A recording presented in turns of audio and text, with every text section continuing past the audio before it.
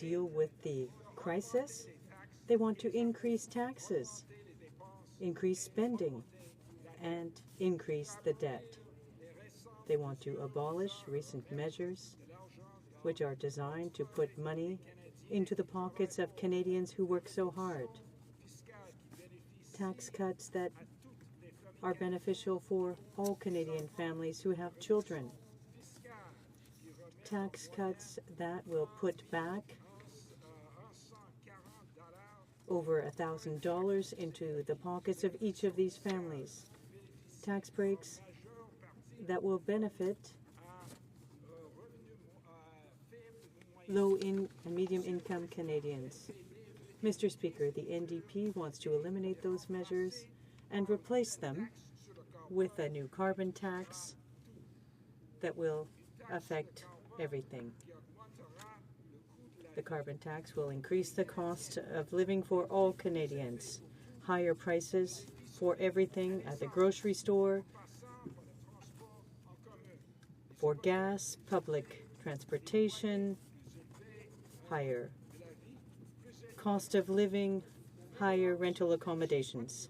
Needs that what Canada needs is spending money that we do not have at a time when the crisis of the recession has passed, instead of spending within our means at a time when the Canadian economy is the envy of the world. Hear, hear. Hear, hear. The Honourable Minister will have 16 minutes remaining in his time when the House next resumes debate on the question. Statements by members. Déclaration de député. The Honourable Member for Haute-Gaspésie, La Métis, Matane, Matapédia. Mr. Speaker, the study of Bill C-51 is going totally off the rails. The Conservatives have transformed legitimate debate into a toxic mess.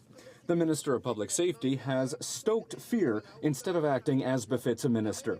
He even evoked the Holocaust to justify this bill. This is a shocking comparison, and it's troubling because it shows that the Conservatives are ready to twist all the facts to achieve their ends. It's not surprising that they refuse to hear from experts like the Privacy Commissioner, who's worried about the effects of C-51 on freedom of expression, surveillance of civil society groups, and on the integrity of personal information exchanged by organizations and departments. Every day we see more evidence that the Conservatives will not let the truth and the negative consequences of C-51 snuff out the flames of fear that they are stoking. They're hanging on to C-51 as if it was a life raft for their re-election, even if that means that they'll be sacrificing some of the rights and freedoms of millions of Canadians. Honourable Member for West Nova. Thank you, Mr. Speaker. I'm pleased to support the nomination of the town of Midland in the Annapolis Valley, competing to be named Kraft Hockeyville 2015. The community has been working hard to ensure Midland has a strong campaign. In the past month, they've received thousands of testimonials in support from those who have wonderful experiences at the Midland Arena. Outstanding. The arena has hosted minor hockey, high school hockey, the Men's Hockey League, the Can Skate program, and weekly public skating sessions. It also hosts numerous events in the off-season, including craft show, floor hockey, annual dance in support of the Midland Minor Hockey Association. I encourage everyone to follow along at the Kraft Hockeyville website and vote off and for Middleton. Mr. Speaker, I join the community in voicing my support for Middleton to become Kraft Hockeyville 2015. Thank you. The Honourable Member for Burnaby Douglas. Mr. Speaker, the Burnaby General Hospital is in such bad repair that the Christmas tree can't be plugged in because it could overload the electrical system. And this is no joke, Mr. Speaker. It's sad, but it's true. The hospital doesn't have enough beds or staff or washrooms. The aging buildings spread infection. The hospital staff is excellent, but the building is crumbling around them and their patients. This isn't right, Mr. Speaker. It isn't right because this is the same city where the founder of Medicare, Tommy Douglas, won his first federal seat and is also home to one of Canada's most decrepit hospitals. The crisis at Burnaby Hospital is why I'm calling on the Conservatives to reverse their decision to slash $36 billion from health transfers to the provinces. It's also why I'm joining MLA Kathy Corrigan and BC NDP leader John Horgan in calling for a new Burnaby Hospital to be built. Mr. Speaker, I will be working hard to help our leaders secure the first NDP government in Canadian history so it can reverse these Conservative cuts and get Canadians the health care they need and the health care they deserve. Thank you. The Honourable Member for Mississauga East, Cooksville. Mr. Speaker, last Saturday, March 7, I was truly honored to be part of a very special event in my riding, Ben and Emma's benefit concert. These two young people are both courageously battling serious illnesses. Ben, a young boy of 4, has cerebral palsy. Emma, an 11-year-old girl, was recently diagnosed with leukemia. Proceeds from these concerts are going to the families of these two precious children to help with the costs related to dealing with these difficult situations. Mr. Speaker, I'm excited to say that over $13,000 was raised. I wish to extend my appreciation to the organizers of this event, along with the local artists who offer their talents and perform, and of course to the attendees and supporters of Ben and Emma's benefit concert. Your support and dedication to the nurturing and goodwill to others in times of need not only helped to raise much needed funds, but also raised the spirits for all in our community. Thank you, Mr. Speaker. Honourable Member for Trinity Spadina. Mr. Speaker, on February 20th in Montreal, I met with over 25 stakeholders and municipal politicians to discuss the housing situation in Quebec. At our roundtable on homelessness, housing providers and shelter workers all agreed on one thing. This Conservative government's one-size-fits-all approach to housing and homelessness is not working. In particular, the government is failing seniors. As Canada's population ages, so too is the country's homeless population. And for Canadians being diagnosed with Alzheimer's, not only is their health in jeopardy, their housing is now put at risk too. If you don't remember to pay the rent, if you're easily confused while you're looking for housing, if you end up in a shelter and you're agitated, your disease can literally put you out on the street. With Alzheimer's, isolation can move from chronic to catastrophic, even with the best of care. And on the street, it all gets worse. We need a new housing policy that includes practical and targeted support for Canada's aging population. Our seniors deserve to age with dignity, in housing with care. This government's policies leave low-income Alzheimer's patients in particular out in the cold, and it's unacceptable. Hear, hear. Member for Burlington. Thank you, Mr. Speaker. This year's theme for International Women's Day was Make It Happen. One of the tenets of the theme was making it happen in business ownership for women. I would like to congratulate the co-CEOs of Geary Electric, Elaine and Heather Geary, for their success in business. With over $150 million in annual sales, Geary Electric is one of Canada's largest independent electrical and automation distributors. Elaine and Heather are true role models for women in business. Not only have they exceeded in business leadership and ownership, they've made it happen in a male-dominated industry. I want to thank Elaine and Heather Geary for breaking down barriers and realizing opportunity. Their vision, drive, and determination are making a difference in the lives of their employees, our community of Burlington, and our country. Elaine and Heather Geary, thank you for making it happen, and congratulations on being recognized as one of the best managed companies in Canada. The Honourable Member for Terrebonne-Blainville. Mr. Speaker, on March 20th, I will celebrate La Francophonie Day with my constituents. We're all looking forward to a full week of activities celebrating the French language. I invite everyone in Terrebonne to celebrate La Francophonie Day by participating in one of the many events at Festival Le Mot in Old Terrebonne, which will take place all next week. Through songs, historic tales, and writing activities, Festival Le Mot has something for everyone. I would like to congratulate the organizers, as well as all the groups and artists in the Desmoulins area who work tirelessly to promote French language and culture, including La Maison des Mots, ABC des Manoirs, le Théâtre Côte à Côte, La Saudette, le Théâtre des Ventres Bleus, Un Café, une Chanson, le TVT, Eclipse, Musique au Cœur, OST, Quatuor des Moulins, and all the other wonderful artists and authors from the region who were too numerous to mention here. So, Mr. Speaker, next week let's be proud of our language and our culture. I wish everyone a very happy La Francophonie Week. The Honourable Member for York Centre. Speaker, upon hearing of the assassination of Boris Nemtsov, my thoughts immediately turned to his family. How difficult this must be for them. He was so young, so vibrant, so full of life. But what of his extended family, all those people who shared in his yearning for hope, democracy, opportunity, equality, and justice? How difficult this is for all those who share in his grief. But for all those throughout history who have been cut down and taken from us far too early, we must continue to carry the torch. As it says in Scripture, say not in grief he is no more, but live in thankfulness that he was. A few months after my election to the House of Commons in 2011, I hosted Boris Nemtsov in Ottawa for meetings with my fellow parliamentarians. In my riding of York Centre, we organized a community event to a packed room at the Bernard Patel Centre. His message was simple, centered on hope and optimism. Speaker, let me be clear. Those cherished values did not die in the streets of Moscow with Boris Nemtsov. Yes, the world cries, tears are shed over his grave for the words left unsaid and the deeds left undone.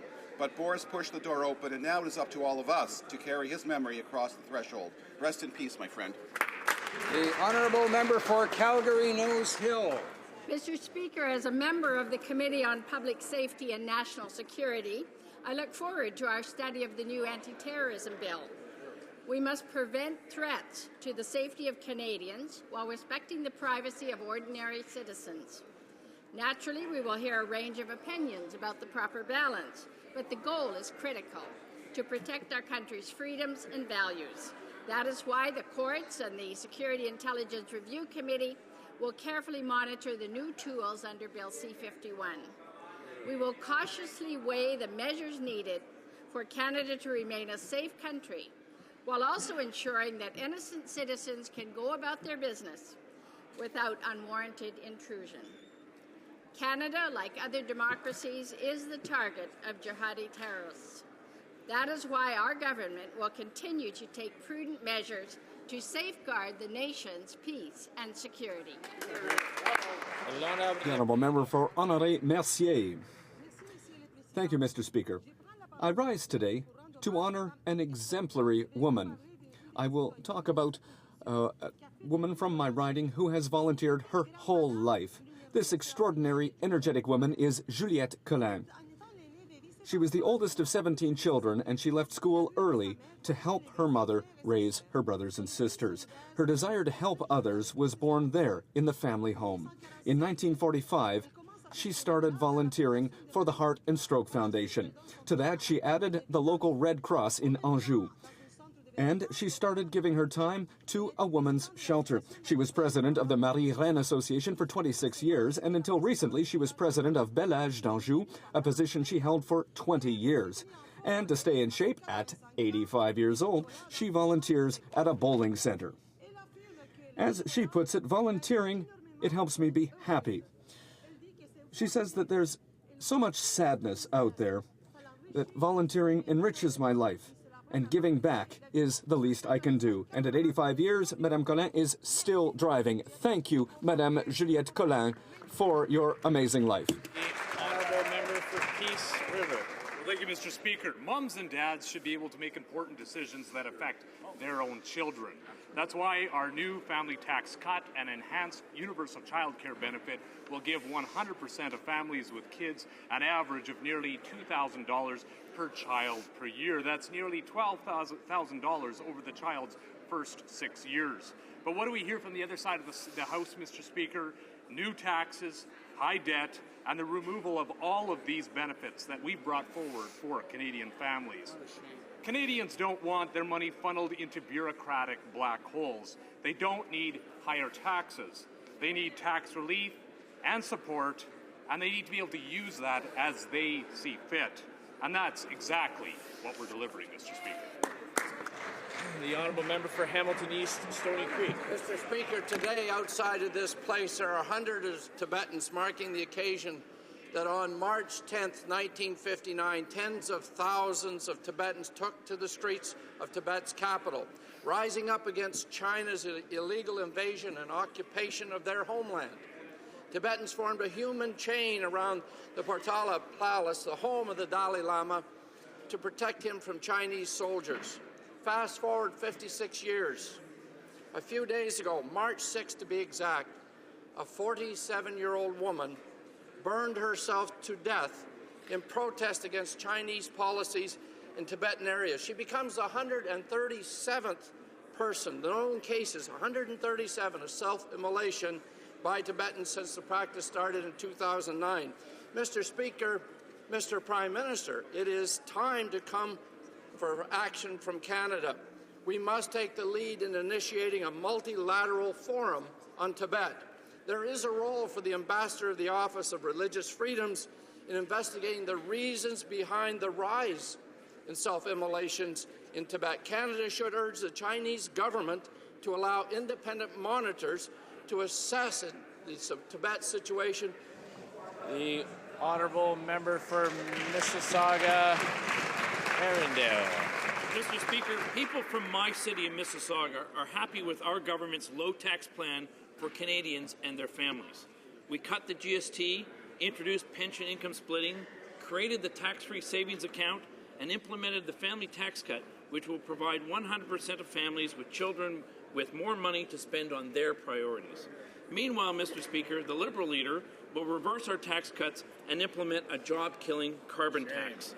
This is what Liberals consistently do: raise taxes and take money out of the pockets of Canadian families. We reject the high-tax, high-debt Liberal plan, Mr. Speaker. Only one thing is absolutely certain: our Conservative government is the only one that stands for and with hardworking Canadians. Hear, hear. Well done. The honourable member for Random Buren St. George's. Mr. Speaker, I rise today to recognize Major Rhonda Stevens, originally from North Harbour, in my riding of Random Buren St. George's. Rhonda has been appointed Officer-in-Chief of the Joint Rescue Coordination Centre in Halifax. Rhonda's interest in search and rescue was piqued at a young age. Her father spent 25 years with the Canadian Coast Guard. His team responded to many distress calls, including the Ocean Ranger tragedy, which occurred on February 15, 1982, and saw 84 lives lost. After spending time as an air cadet in Clarenville, Rhonda left home at age 17 to attend the Royal Military College, where she honed her skills as a flight navigator. She has logged more than 3,000 hours of flying time, both as a pilot and a navigator. Her 21 years in the Canadian Armed Forces, 15 of them with search and rescue, have ensured Rhonda is well prepared to take on this new challenge. Rhonda's parents, Ard and Una Eddy, are understandably proud of her accomplishments. I ask all members of the House to join me in congratulating Major Rhonda Stevens and wishing her all the best in this new position. Thank you. The member for London North Centre. Thank you, Mr. Speaker. Tax season is approaching, and the tax-free savings account is another example of our Conservative government fulfilling our promise to keep taxes low. It's a way for Canadians to save for retirement, their kids' education, or a down payment on a house. We are proud that 11 million Canadians of all ages and income levels have opened an account allowing them to save tax-free. According to the Canadian Association of Retired Persons, TFSAs have particular value for retirees who can no longer contribute to RRSPs and for lower income earners who do not benefit as much from tax-deductible RRSP contributions. But the NDP voted against the tax-free savings account, and the Liberal leader wants Canadians to pay more taxes. Perhaps he doesn't understand that ordinary Canadians can't rely on a big tax fund. Trust fund. Mr. Speaker, the facts are clear. Only our Conservative government can be trusted to keep taxes low. Thank you, Mr. Speaker. The member for Newton North Delta. Spring is in the air, and the real Conservatives are waking up from their winter hibernation. The member for New Brunswick Southwest says that the real problem with the temporary foreign worker program is that it's bringing in too many brown-skinned people to Canada, while Canadians do not want to work and, quote, whiteys are languishing on EI. It's the 21st century, and the real colours of the Conservative Party are showing through. These kind of disgusting comments have no place in our politics today, but the member probably felt he had to say something dramatic to compete for the title of biggest dinosaur. In a caucus where one member is tweeting he doesn't believe in evolution and another is claiming that teaching sex education is basically grooming kids for pedophiles, while the defense minister misrepresents photos of Muslim women on Twitter. Canadians are not impressed, and they're ready to give these dinosaurs the boot when they elect Canada's first NDP government.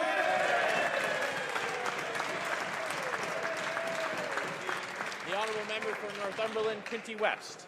Mr. Speaker, I rise today to pay tribute to a brother, son, and soldier, Sergeant Andrew Doiron, who tragically lost his life this past Friday. Sergeant Doiron was known for his intellect, his precision, and his love of being a soldier. He was meticulous in thought and in action.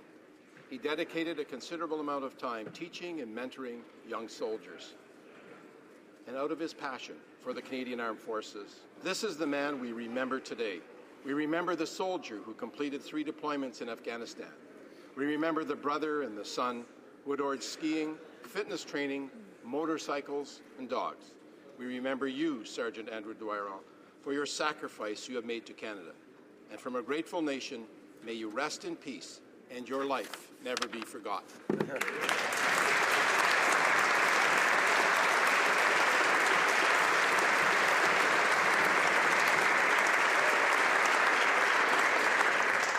Oral questions, questions orales. The Honourable Leader of the Opposition. Mr. Speaker, 4 days ago, Sergeant Andrew Dwyer of the Canadian Special Operations Regiment was tragically killed in Iraq. Canadians are grieving the first death of a Canadian soldier in combat in this war. Why weren't Kurdish forces aware of the presence of Canadian troops on the front lines? The Right Honourable Prime Minister. Mr. Speaker, as you know, this was not combat. This was a friendly fire incident when, in fact, Sergeant Dwyer and his colleagues did not expect to come under fire. These are obviously tragic circumstances. The details are being investigated. I received a call yesterday from Prime Minister al-Abadi of Iraq to give his condolences and apologies to the Canadian people. And also, Mr. Speaker, had an opportunity to speak to Sergeant Dwyer's family and express our gratitude for his service and our deep regret at his loss. The Honourable Leader of the Opposition.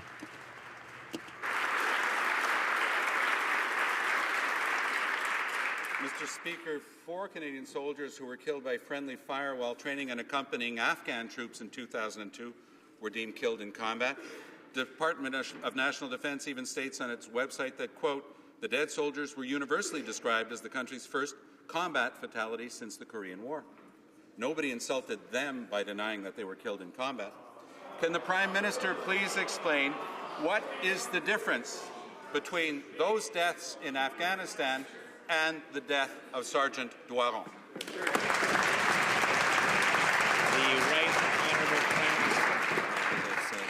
Mr. Speaker, these particular soldiers were not, at the time of the incident, expecting to come under fire from anybody, and particularly not from their partners. Unfortunately, that is what happened.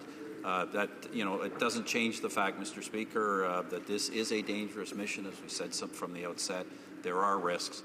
And thank God, Mr. Speaker, that we have men and women who are willing to go to places like this to confront the risks that exist there so they don't come here. The Honourable Leader of the Opposition. There is no difference. They are all combat deaths.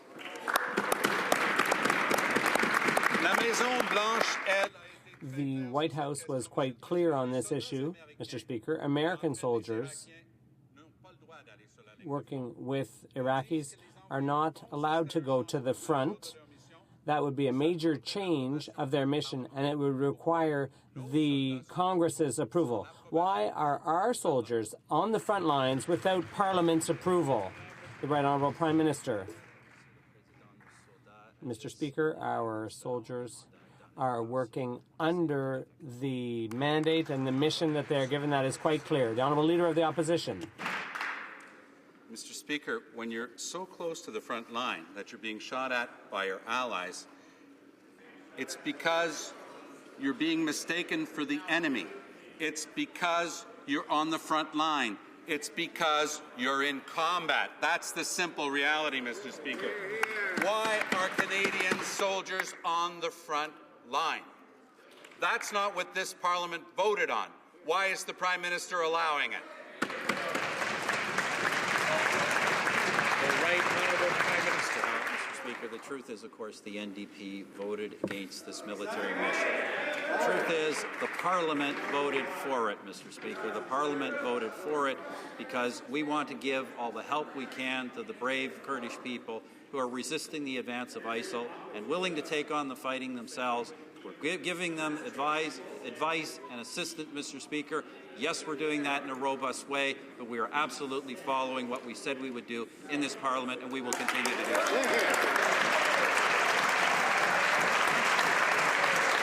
The Honourable Leader of the Opposition. Mr. Speaker, Speaker, let's look word for word at what the Prime Minister actually told Canadians and word for word what this Parliament voted on. On le 30 septembre, on September 30th, he stated, the terms are quite specific. It's advising and assisting and not accompanying. That's what the Prime Minister said word for word on September 30th. The motion passed by this House said that the Government of Canada would not deploy military within the context of land operations. How is it that our soldiers are not only accompanying, but they've actually died in combat on the front line? The Right Honourable Prime Minister. Mr. Speaker, there's a number of falsehoods in that question. The fact is, Mr. Speaker, that the mandate is specific. Our soldiers are following that mandate word for word, and that is still the case. The Honourable Member for Papineau. Speaker, this weekend, the Minister of Defence posted images of special forces in Iraq risking their safety. He also described the Muslim Ashura ceremony as ISIL enslavement. We were also reminded last week that this same minister had announced on social media that Corporal Cirillo had tragically died before his family and comrades even knew. Has the Prime Minister reprimanded his minister for any of this behaviour? The Right Honourable Prime Minister.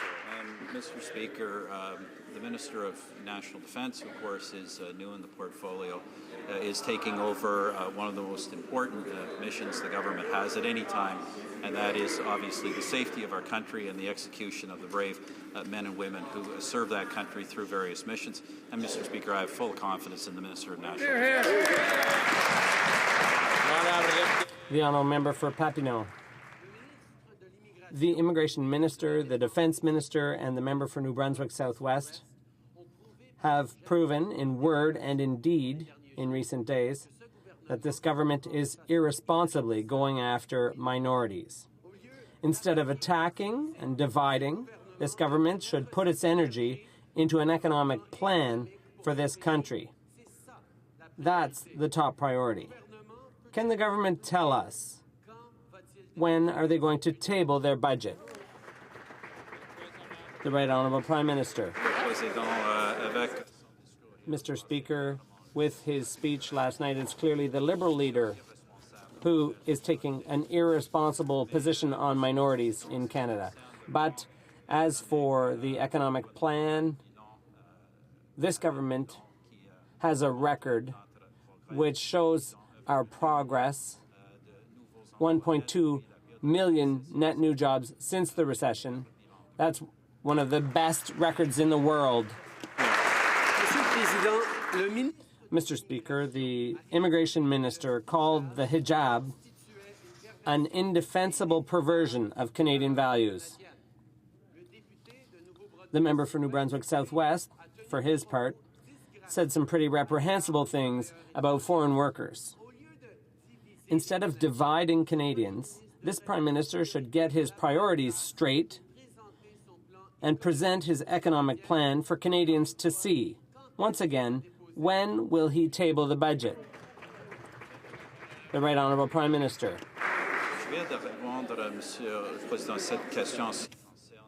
In terms of the economy, The leader of the Liberal Party continues to bring up his position on the niqab, not seeming to understand why almost all Canadians oppose the wearing of face coverings during citizenship ceremonies. Mr. Speaker, it's very easy to understand. It's very easy to understand. We don't allow people to go uncovered, to cover their faces during citizenship ceremonies. And why would Canadians, contrary to our own values, embrace a practice at that time that is not transparent, that is not open, and frankly is rooted in a culture that is anti-women? And, Mr. Speaker, that is unacceptable to Canadians, unacceptable to Canadian women, and that's why this government...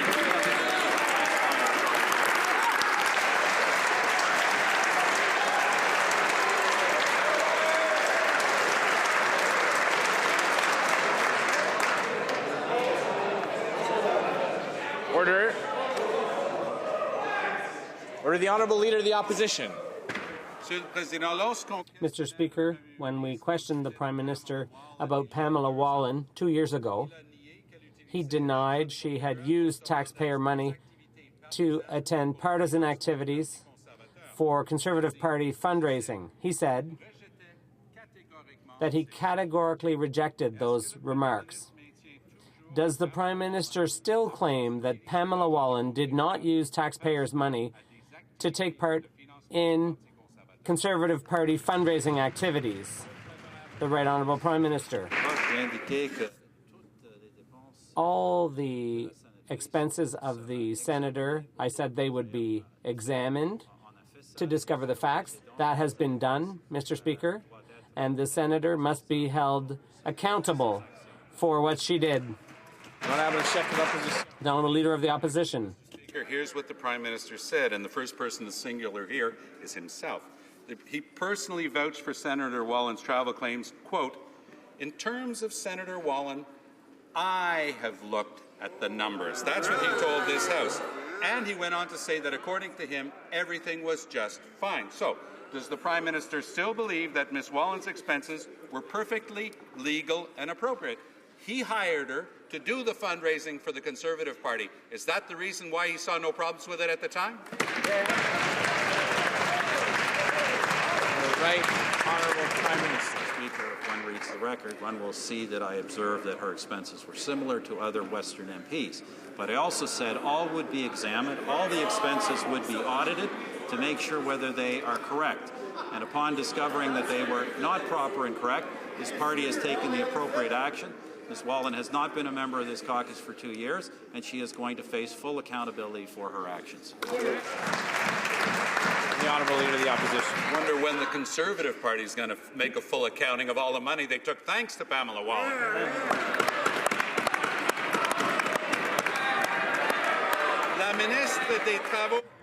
The Minister of Public Works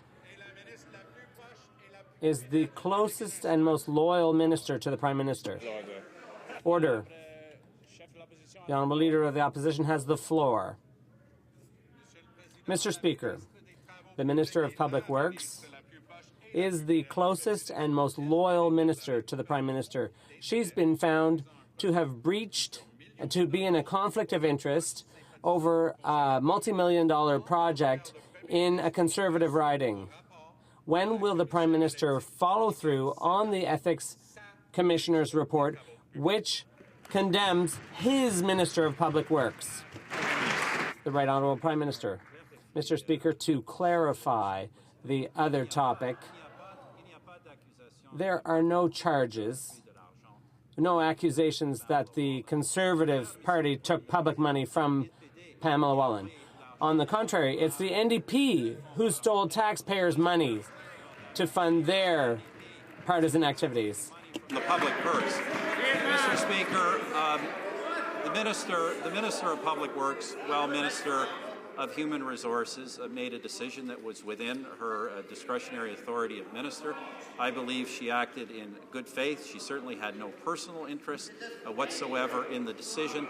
And, Mr. Speaker, to support accessibility for disabled people in the riding, we will obviously act upon the findings of the report to make sure process treats everyone equitably and fairly. The Honourable Leader of the Opposition.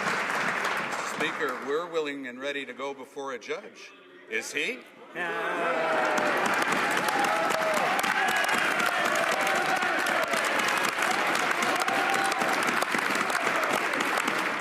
Senior officials under the minister, a political staffer in her office, 2 other cabinet members, and wait for it, Nigel Wright. Remember him, Nigel Wright? Remember the Prime Minister fired him after he quit. In this case, Nigel Wright said that the Prime Minister himself knew that this was, quote, an issue. What exactly did the Prime Minister know about this dirty insider deal involving his office, 3 Conservative ministers, and a dear friend of the Conservative Party? The Right Honourable Prime Minister. Well, Mr. Speaker, I'm glad the member observes that he's willing to go before a judge, and I don't, because I don't have to, and he will have to.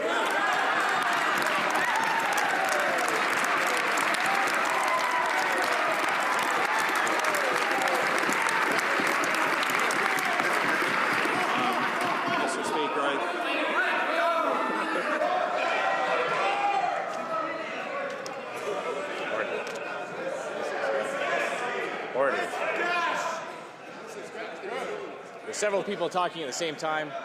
The Right Honourable Prime Minister has the floor, and I'll ask members to come to order. The Right Honourable Prime Minister.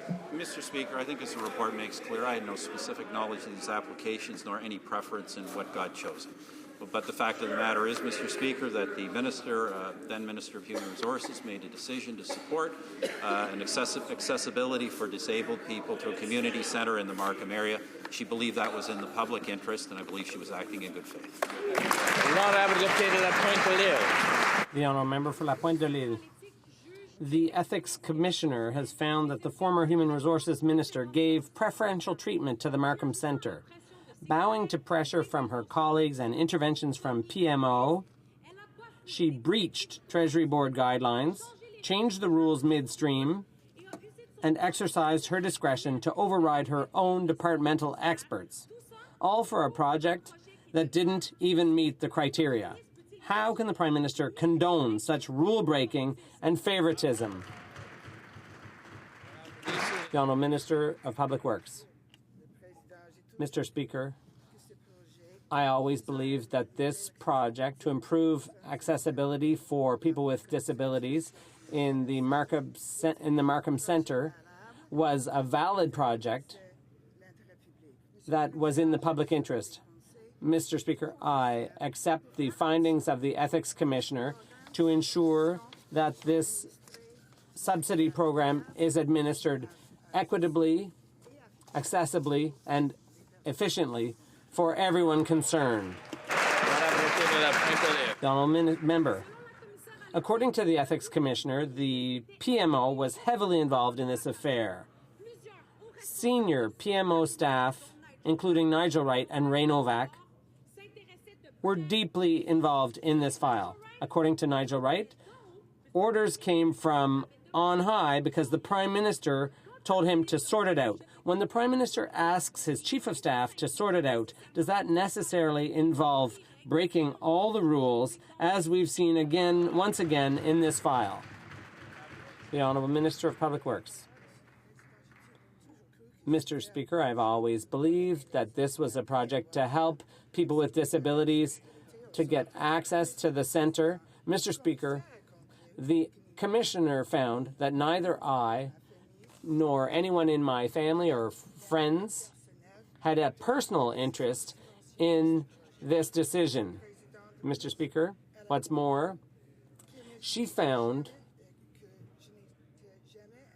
that I had never been friends with Rabbi Mendelssohn. As a matter of fact, I'd never even met him.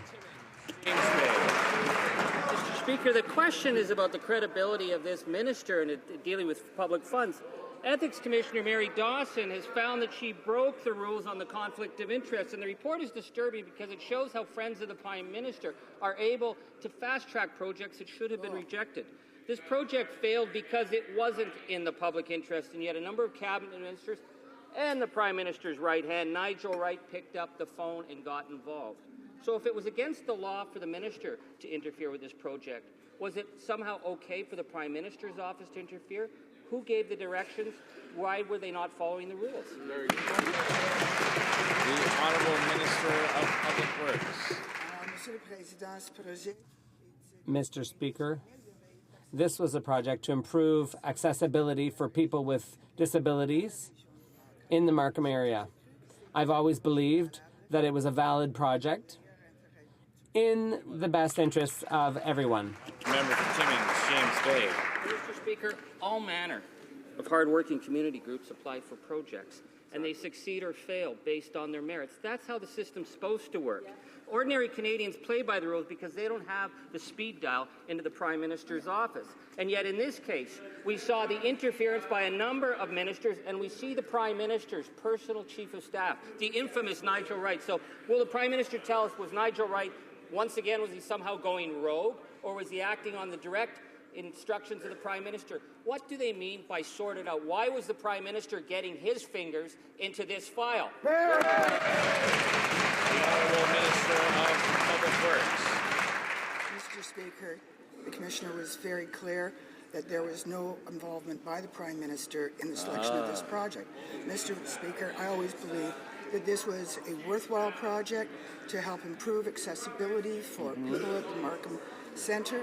Mr. Speaker, it was in the best public interest to fund this program. There you go. The honourable member for Timmins, James Bay. I didn't even hear a sorry. You know, you break the rules, you misuse public funds, you expect that when a minister breaks the rules, there's a sorry, but no, it's like, if Nigel Wright makes the call, it's okay. This is the question here. All manner of projects go before, but not all manner of projects get moved up after they've been rejected because they aren't in the public interest. So I'd like to ask the Prime Minister once again for his interference in this project. When Nigel Wright was told to sort it out, what does that mean? Is sorted out the new good to go for breaking the rules in the PMO? The Honourable Minister of Public Works. Mr. Speaker, the program was destined to help improve accessibility for the disabled at Markham Centre.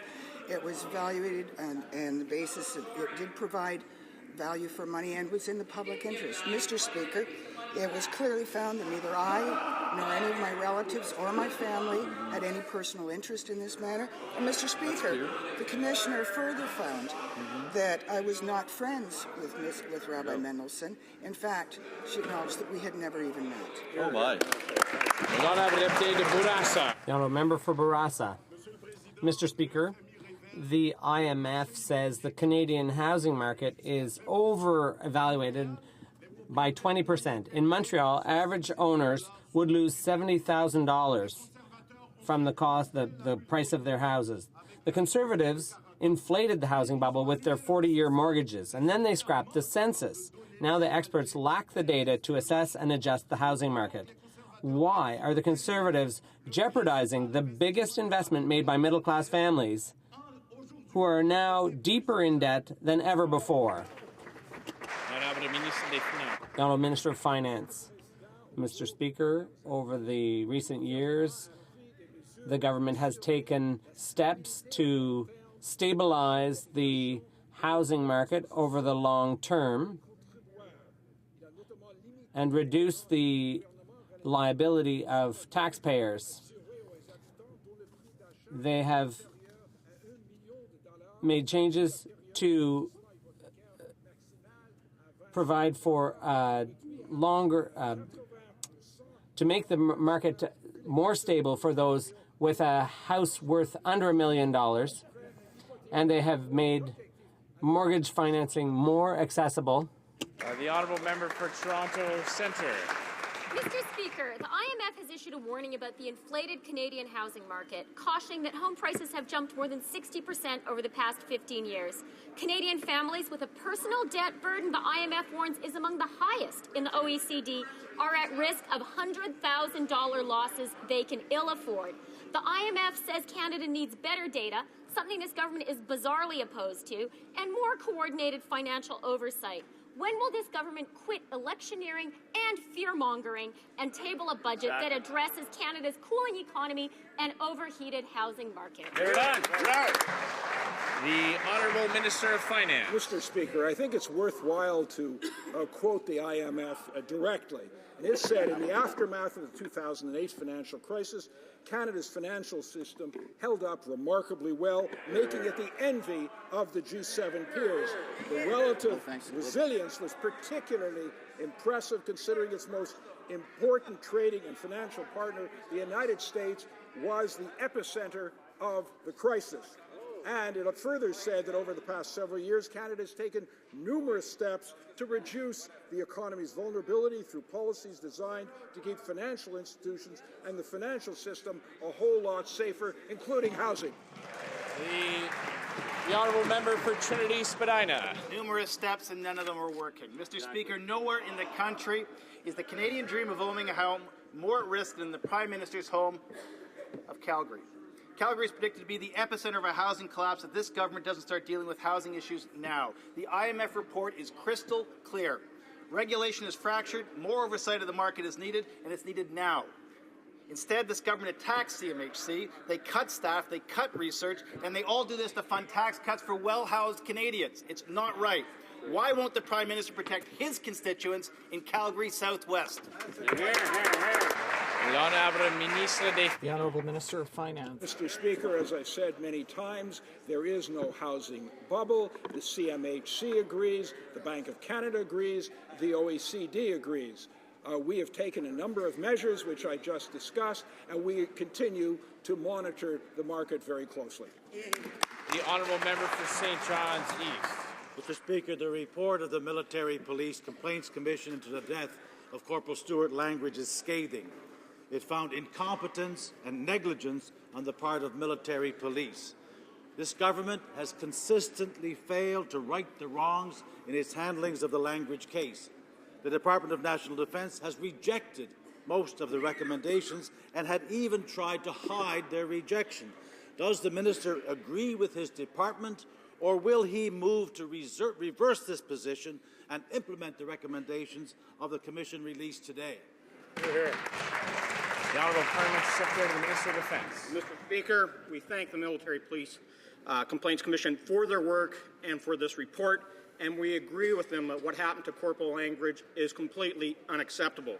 The Department of National Defence has just received the final report and is reviewing the recommendations on an expedited basis. Our thoughts remain with the family of Corporal Stuart Langridge during this very difficult time. The Honourable Member for Portneuf-Jacques-Cartier.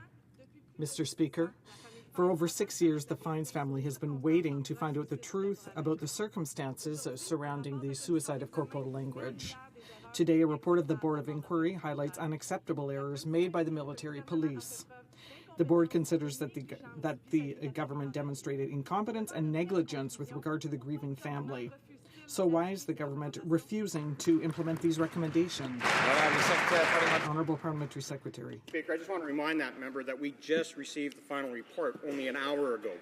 And we thank the Military Police Complaints Commission for this final report and for the work. And we agree that the outcome of this is completely unacceptable. And that's why we are seriously looking at the report and its recommendations on an expedited basis. And we offer our condolences again to the Langridge family. The Honourable Member for Châteauguay-Saint-Constant. The Prime Minister said in December that Canada provides its veterans with the best programs and services in the entire world. And yet, according to a report of the Globe and Mail, why are they applauding, Mr. Speaker? They have nothing to be proud of, because according to the Globe and Mail report, our wounded vets receive less financial compensation than British, Australian, and American veterans. So when is the government going to do more than pay lip service and provide our veterans with real assistance?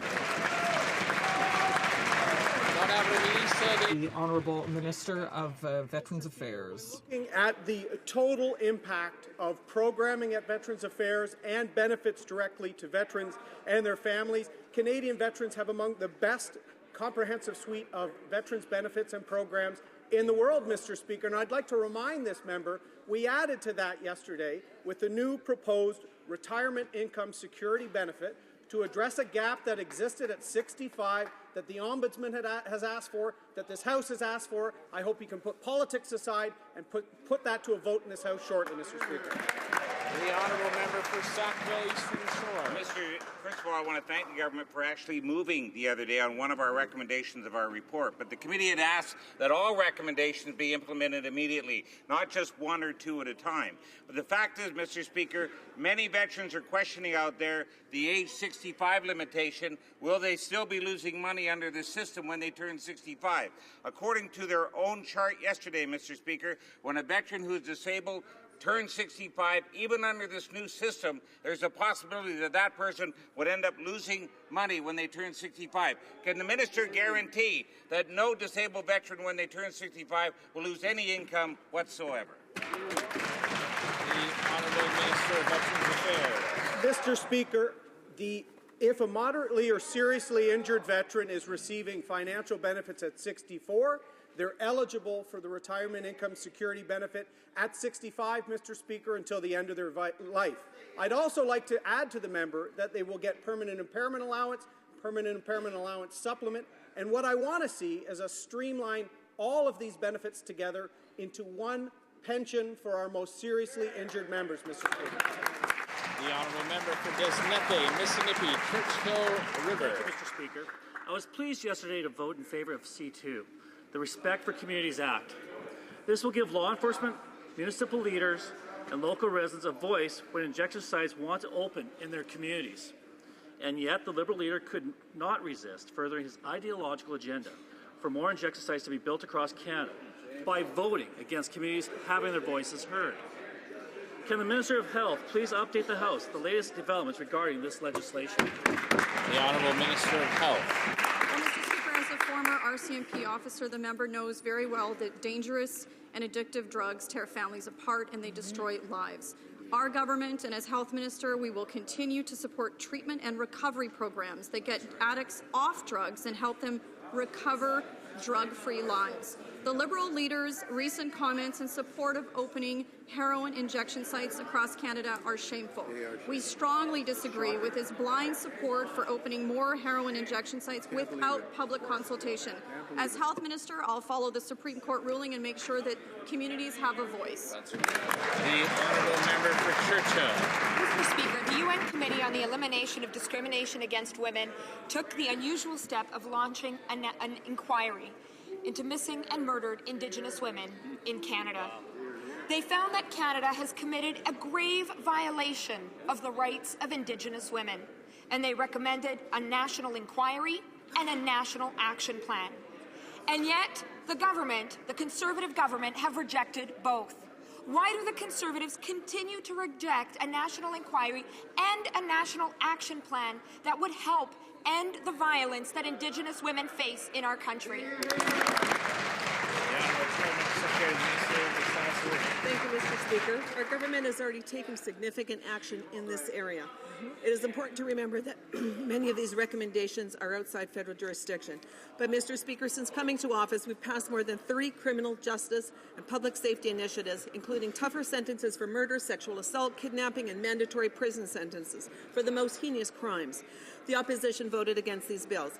And, Mr. Speaker, we also closed a 30-year legislative gap by ensuring hundreds of thousands of First Nations people living on reserves get the same human rights protections as other Canadians for the first time by including them under the Canadian Human Rights Act. And, Mr. Speaker, that member voted against it. Honourable member for Churchill. Mr. Speaker, another example of this government's shameful behaviour towards First Nations is its failure to fulfil its commitments to resolve specific land claims. This was detailed in a report released yesterday by First Nations, tribal councils, and organizations. It denounced the bad faith shown by the department in negotiations. Our leader and our caucus have endorsed this report. Will the Minister of Aboriginal Affairs listen to the recommendations laid out in this report and answer for his department's failure? Mr. Speaker, our government is committed to achieving fair and timely resolution for First Nations specific claims. Since the announcement of Justice at Last initiative, we have cleared a backlog of some 516 claims in assessment, and we have settled 120 specific claims. So our government has made unprecedented progress on this topic, and we will continue in that vein. The honourable member for Beaches, East York. Mr. Speaker, we've seen 3 train wrecks in less than a month, tank cars exploding, oil spilling, damaging our environment, endangering lives. The minister's response in the House yesterday, quote, "We need to wait and see." Well, Mr. Speaker, surely the minister has seen these, the main estimates, showing cuts of 43% from the Strategic Infrastructure Fund and $40 million from Transport Canada.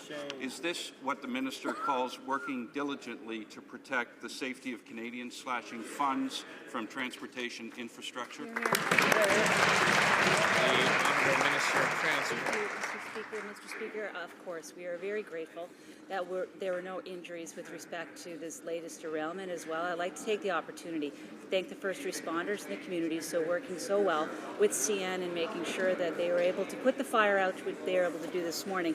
Mr. Speaker, I'm very proud of our record. The things that we have done since the tragic incident at Lac-Mégantic are very fulsome and very complete. We have included new tank car standards, new operation requirements for trains, reduced train speeds, new compensation liability requirements proposed. We keep working on the file and we will continue to do so.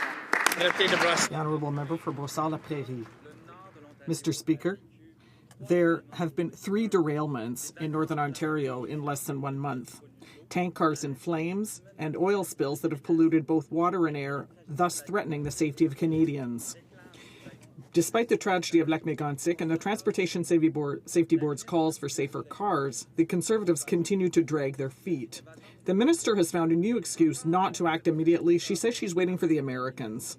How many more tragedies will occur before the minister decides to act? The Honourable Minister of Transport. Last April, we made announcements with respect to a very vigorous outrunning of these cars. What we said is that the 5,000, which are at most risk, would be phased out immediately. We did that within 30 days. We also gave a timeline of 3 years for the next most cars to be retrofitted to a new standard, and we made that very clear. The U.S. has not done any of these things, Mr. Speaker. Indeed, we work with them. And the fundamental reason why we work with them on this, Mr. Speaker, is this. Because the trains can't stop at the border and change their cars out and then continue to the other country. We have to do this together with the United States. The Honourable Member for Vancouver, Quadra. Mr. Speaker, Corporal Stuart Langridge died by suicide in his barracks. Today's report confirmed the fears of the family that the investigation was botched from the beginning. The Military Police Complaints Commissioner found, and I quote, aspects that were shocking and beyond comprehension. And contrary to the recent answer by the Parliamentary Secretary saying that they just got their recommendations, the recommendations were tabled last May. The Defense Department has not accepted a single major recommendation made to prevent similar tragic incidents from happening in the future. So I want to know, why is the minister deliberately brushing off this report about an important incident, and why? The Honourable Parliamentary Secretary. Mr. Speaker, what the member is referring to is the interim report, and the department is going to be looking at the recommendations on an expedited basis, and will respond to those recommendations on the final report. Now, we agree with the Military Police Complaints Commission that what happened is unacceptable, and National Defence will respond in due course. The Honourable Member for Markham Unionville. Mr. Speaker, we've learned from a Conservative document that the government thinks it's risky to promote immigration because of its own political base. Clearly, they see that base as dominated by the old anti-immigration Reform Party. Is that why we hear bigoted attacks by the immigration minister on innocent Muslim women wearing hijabs or headscarves when he never utter a word against nuns and their habits? Is it not because they're shamefully trying to appease their anti-immigration Reform Party base? That's the reason. Exactly. The Honourable Parliamentary Secretary of the Minister of Multiculturalism. Thank you, Mr. Speaker. Mr. Speaker, committee members, as always, are masters of their own proceedings, and we look forward to hearing testimony from all witnesses appearing before the committee. Canada is proud to be one of the most fair and generous countries in the world, Mr. Speaker. This year alone, we are planning to welcome about 280,000 newcomers to our country. Wow. We welcome 1 in 10 of the world's refugees worldwide, Mr. Speaker. We look forward to welcoming newcomers that can contribute to our economy. It's a little rich hearing that question from that member over there, Mr. Speaker. He has voted against every single initiative that provides assistance for newcomers to help them integrate into our country. Thank you. The Honourable Member for St. John's South Pearl. Mr. Speaker, the ferry MV Apollo has been stranded for over a week in St. Barb on Newfoundland's Great Northern Peninsula. Passengers are forced to sleep in cars, some have run out of medications, and perishable foods are spoiling in trucks while everyone waits for help. It's inexcusable that a vital link should be out of commission for so long with no end in sight. Mr. Speaker, when will this government stop ignoring the urgent situation and send in a heavy icebreaker to free the Apollo? The Honourable Minister of Fisheries and Oceans. Thank you, Mr. Speaker. Passenger ferries are the first priority for icebreaking after distress calls and emergencies. Due to the extreme ice conditions across the East Coast, some ferries are experiencing delays, Mr. Speaker. And I can tell this member that the Canadian Coast Guard is sending another icebreaker in the area to assist. Ice conditions are constantly being assessed, and a ferry transit will take place once it's safe to do so. The honourable member for Halifax. It's been 2 weeks since the storm, yet CN Rail is still blaming weather for delays at the Port of Halifax. Tuesday, the shipper Autoport suspended normal operations. Not only do hundreds of longshoremen rely on Autoport for their livelihoods, but millions worth of new vehicles are stranded, possibly for as long as 3 weeks. And this isn't an isolated incident. An earlier delay by CN caused a huge backlog of cargo at Halifax's 2 main container terminals. What is this government doing to fix these problems at the Port of Halifax? Hear, hear. The Honourable Minister of Transport. Thank you, Mr. Speaker. This government this year announced that the Honourable David Emerson would be leading the transportation review for the Canadian Transportation Act to take a look at our logistics chain across the country to ensure that we're meeting the needs and services today and that we're ready for the future as well, too. I look forward to all of the recommendations from Mr. Emerson, and I also encourage people who are at the Port of Halifax or any other stakeholder who are interested to make sure that they give their advice and their presentations to this committee. The honourable member for Elmwood Transcona. Mr. Speaker, our government stands with the people of Ukraine. Absolutely. Last week, members of 3rd Battalion of the Royal Canadian Regiment left for Eastern Europe. Our government is also providing satellite images to the Ukrainian military so they can monitor Russian troop movements and see if they are respecting the conditions of the Minsk Agreement. Can the Parliamentary Secretary to the Minister of National Defence update this House on the activities of the HMCS Fredericton?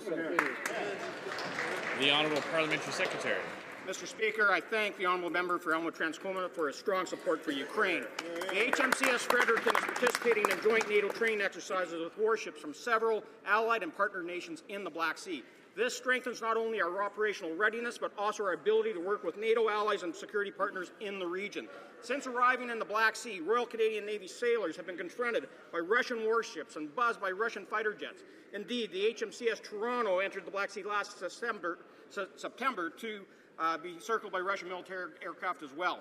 We are there, Mr. Speaker, as part of Canada and NATO's steadfast commitment to our allies and security partners in the region in the face of Russia's continued aggression towards Ukraine.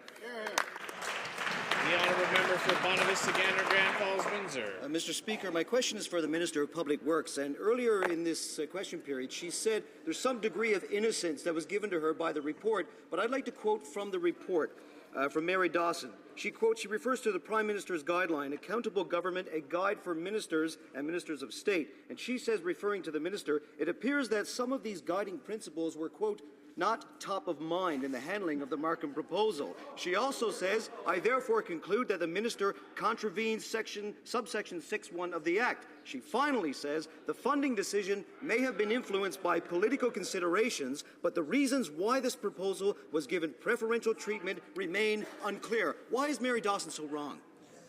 The Honourable Minister of Public Works. Well, Mr. Speaker, the Commissioner clearly found that neither I nor any member of my family or friends had any personal interest in the decision to provide this funding to improve accessibility at the Markham Centre. Moreover, she found that not only was I not friends with Rabbi Mendelsohn, the proponent, but in fact that we had never met. And Mr. Speaker, I accept the guidance provided by the Commissioner to ensure that these grant programs are handled in a manner that's fair, accessible, and effective for all. The member for Winnipeg Centre. Mr. Speaker, I think you're aware that we're spending millions of dollars removing all the asbestos from the Parliament buildings because, God forbid, a single MP should ever be exposed to a single fibre of asbestos. Yet virtually all of our government buildings are riddled with this stuff, putting both private and public sector workers at risk. So in the absence of a comprehensive removal program, will the Minister of Public Works at least concede to creating and publishing a national registry of all government buildings that are contaminated with asbestos so the workers in these buildings have at least a fighting chance when they go to work to protect themselves from this Class A carcinogen? The Honourable Parliamentary Secretary. Well, Mr. Speaker, the government is committed, of course, to ensuring that all workers have access to safe, fair, and productive workplaces. Our government ensures that workers have the right to refuse any work that they believe may be dangerous. Dedicated health and safety officers work diligently on a daily basis to ensure the safety of Canada's federally regulated workers. Thank you, Mr. Speaker. For Sault Ste. Marie. Mr. Speaker, tax season is approaching, and the tax-free savings account is another example of our Conservative government fulfilling on promises to keep taxes low. It's a way for Canadians to save for retirement, their children's education, or a down payment on a house. The TFSA is helping Canadians, but the opposition wants to take it away. Shame. Can the Minister of Finance tell this House how the TFSA is helping Canadians provide for their future? The Honourable Minister of Finance. Mr. Speaker, I thank the member from Ste. Marie for this very important question. I'm proud that over 11 million Canadians of all ages and income brackets have opened an account. The average income is $42,000, and the majority of the accounts go to low and middle income Canadians. The Canadian Association of Retired Persons feels this is an extremely important policy for seniors. This government will protect the interests of seniors, middle-class families, and all Canadians. The Honourable Member for Bavashia, Nicolas Bécancourt.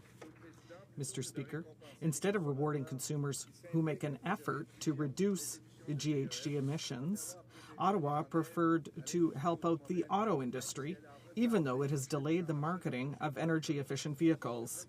The Bloc Québécois maintains that an eco-auto rebate program must be a cornerstone of any serious strategy to reduce our dependence on oil. Norway has put such incentives in place, and they work. Does the government intend in the next budget to follow the example of Norway and reinstate and improve the eco-auto program to take into account new imperatives such as electric vehicles? Thank you. The Honourable Minister of Industry. As my colleagues should know, we constantly work with auto companies. We invest in them, and we invest in approaches to develop new cars that will come on the market. If he has a specific common sense proposal, I'd be happy to hear it. The Honourable Member. According to the Canadian Centre of Policy Alternatives, it is the tax relief, the income splitting proposal will only benefit 10% of families to the tune of $1.2 billion per year, whereas 70% of seniors will get no benefit from this measure. This government has no plan for seniors who live below the poverty threshold in Canada. When will the Minister for Seniors look after seniors who really need help? The Honourable Minister of State for Seniors. Mr. President, I thank the Mr. Speaker. The member opposite for your question. Mr. Speaker, when it comes to seniors poverty, our government has a record we can be proud of. Canada has one of the lowest seniors poverty rates in the world, thanks in part to our actions, which include removing hundreds of thousands of seniors from the tax roll completely, making significant investment in affordable housing for low-income seniors, and usually introducing the largest GST increase in a quarter century. And the other part is to take away the pension splitting for our seniors. That is something we will never allow to happen. That concludes question period for today. I would like to draw to the attention of all members the presence in the gallery of His Excellency Valeriu Ștefan Zognea, President of the Chamber of Deputies of Romania.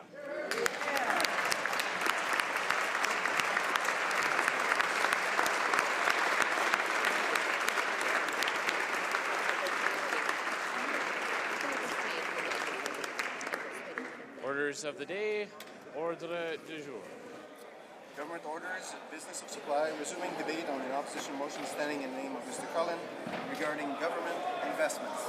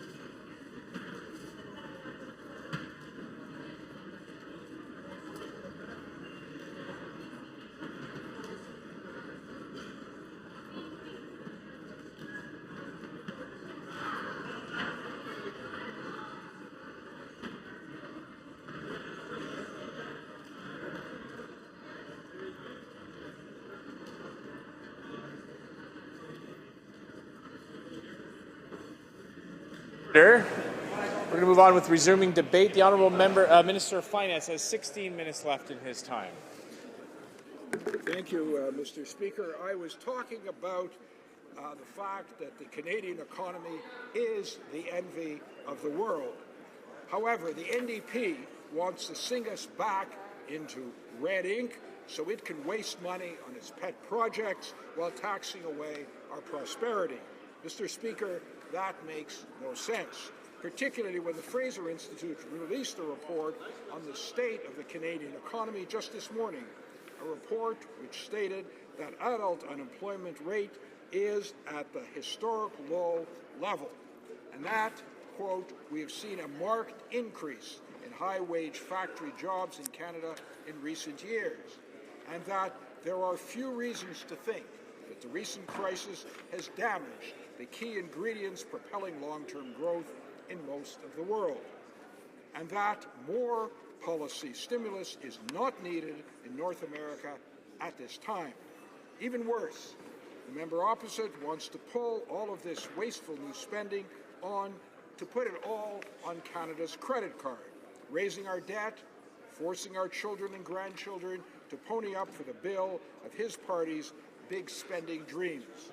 The promise of tax hikes for coming generations to pay for the NDP's irresponsible, reckless spending plans, that is not responsible leadership. Le soi-disant plan économique. The so-called economic plan proposed by the NDP is a big risk, and it puts at risk all the hard work that Canadians have done to have the prosperity that we have today.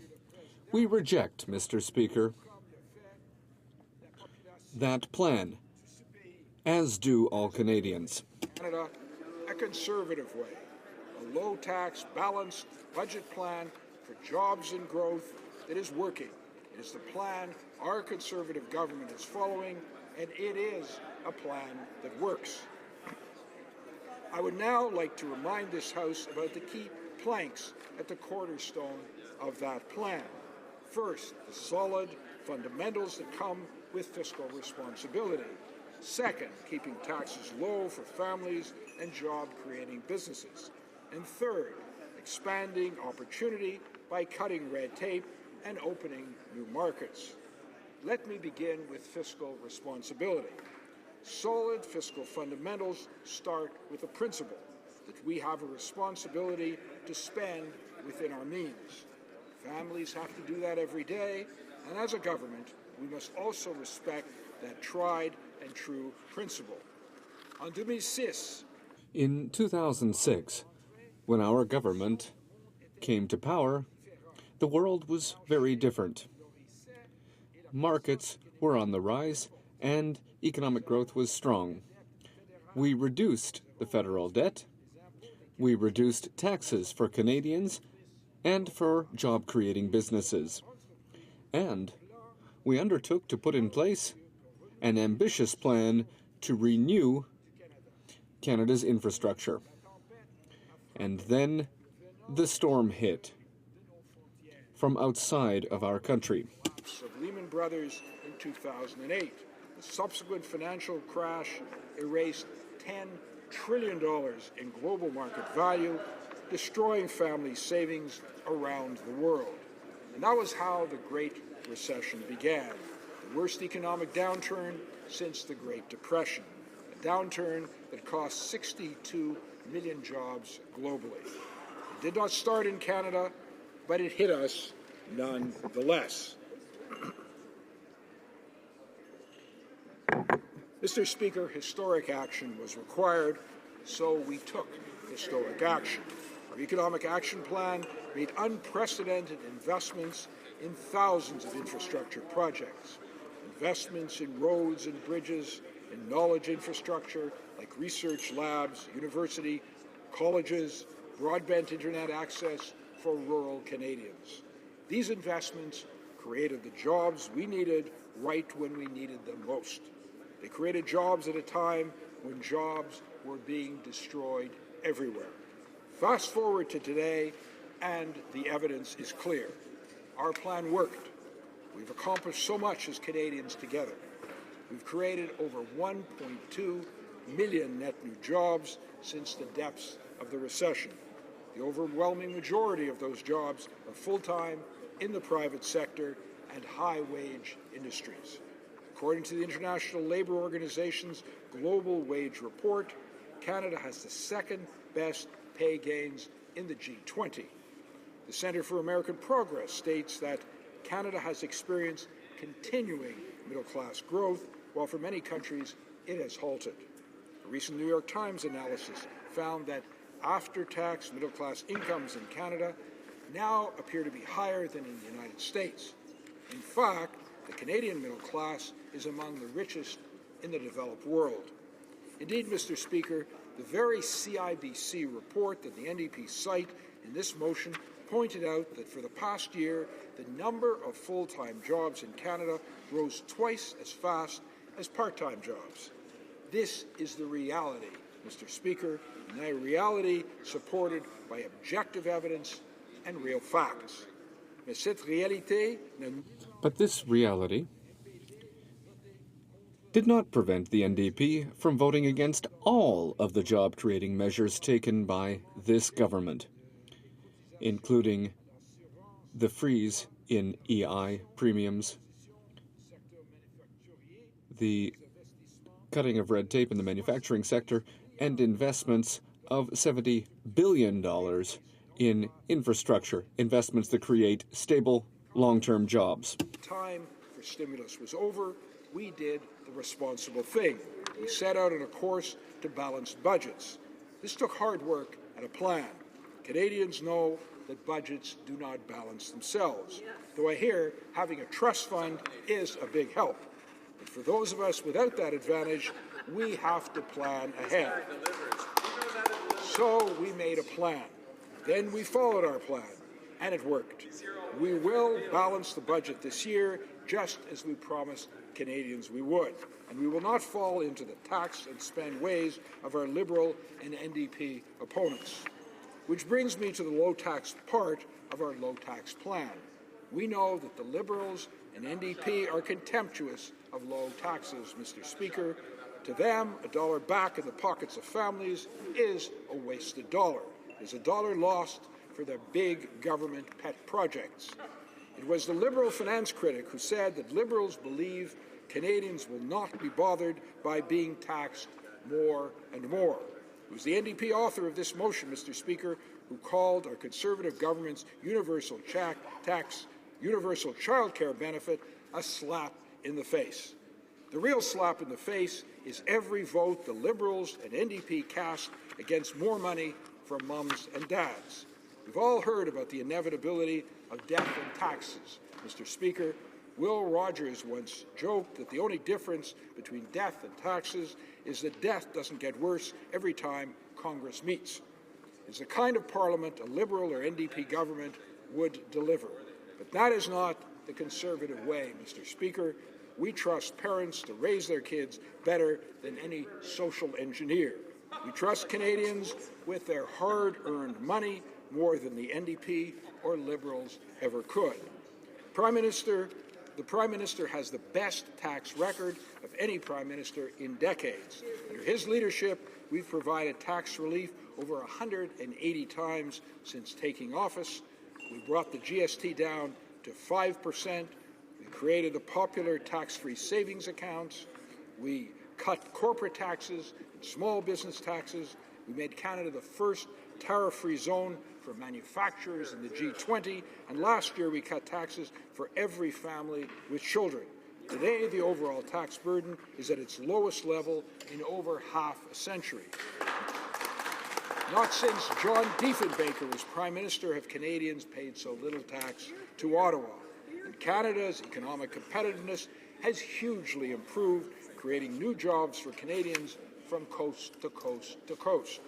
KPMG says that Canada's total business taxes are the lowest in the G7, 46% lower than in the United States. Canada is the lowest overall tax rate on new business investment in the G7, and Bloomberg ranks us the second most attractive place in the world to do business. By lowering taxes, we're building a stronger economy for all Canadians. Pour atteindre cet objectif, To meet this goal, we are reducing red tape and we are opening up new markets. We have established the one-for-one rule.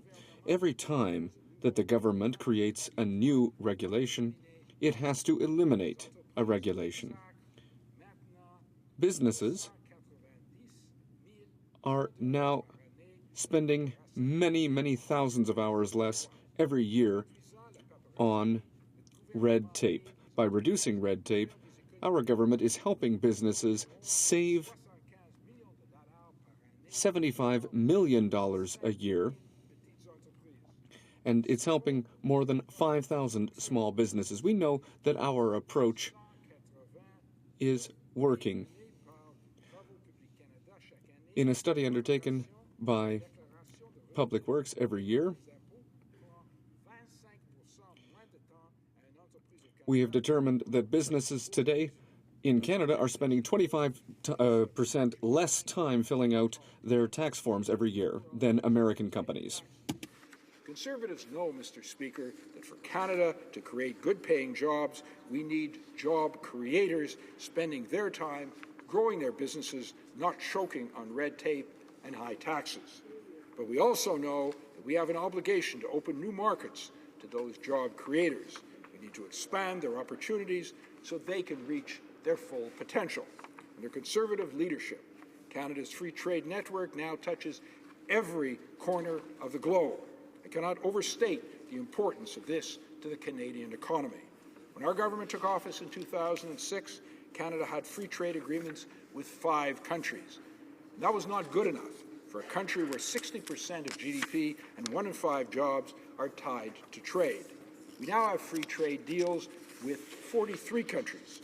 In 2012, Canada joined the ambitious Trans-Pacific Partnership negotiations. And in March, the Prime Minister concluded negotiations for a bilateral free trade agreement with the Republic of Korea, Canada's first in Asia. The National Post called Canada a free trade empire that now covers the 2 largest markets in the world, the United States and Europe. This latter deal is a game changer. The European Union is the world's largest economy. This trade agreement is the most comprehensive free trade agreement in the history of our nation, more ambitious than NAFTA itself.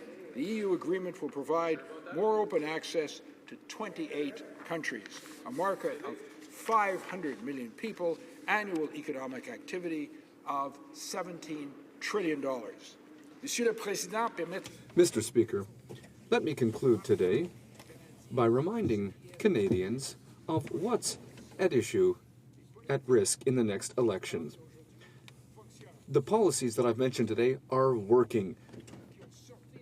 These are the policies that took our country out of the worst of the recession and which have made Canada one of the most resilient countries in the world when it comes to economic policy. Speaker, we have an opposition that willfully ignores this success.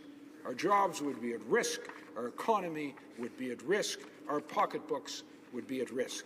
But with this Conservative government, under our Conservative Prime Minister, Canadians are in safe hands. Under our Prime Minister, we can all look forward to the serious and experienced leadership that Canada needs for these all too chaotic times in the world economy. Thank you.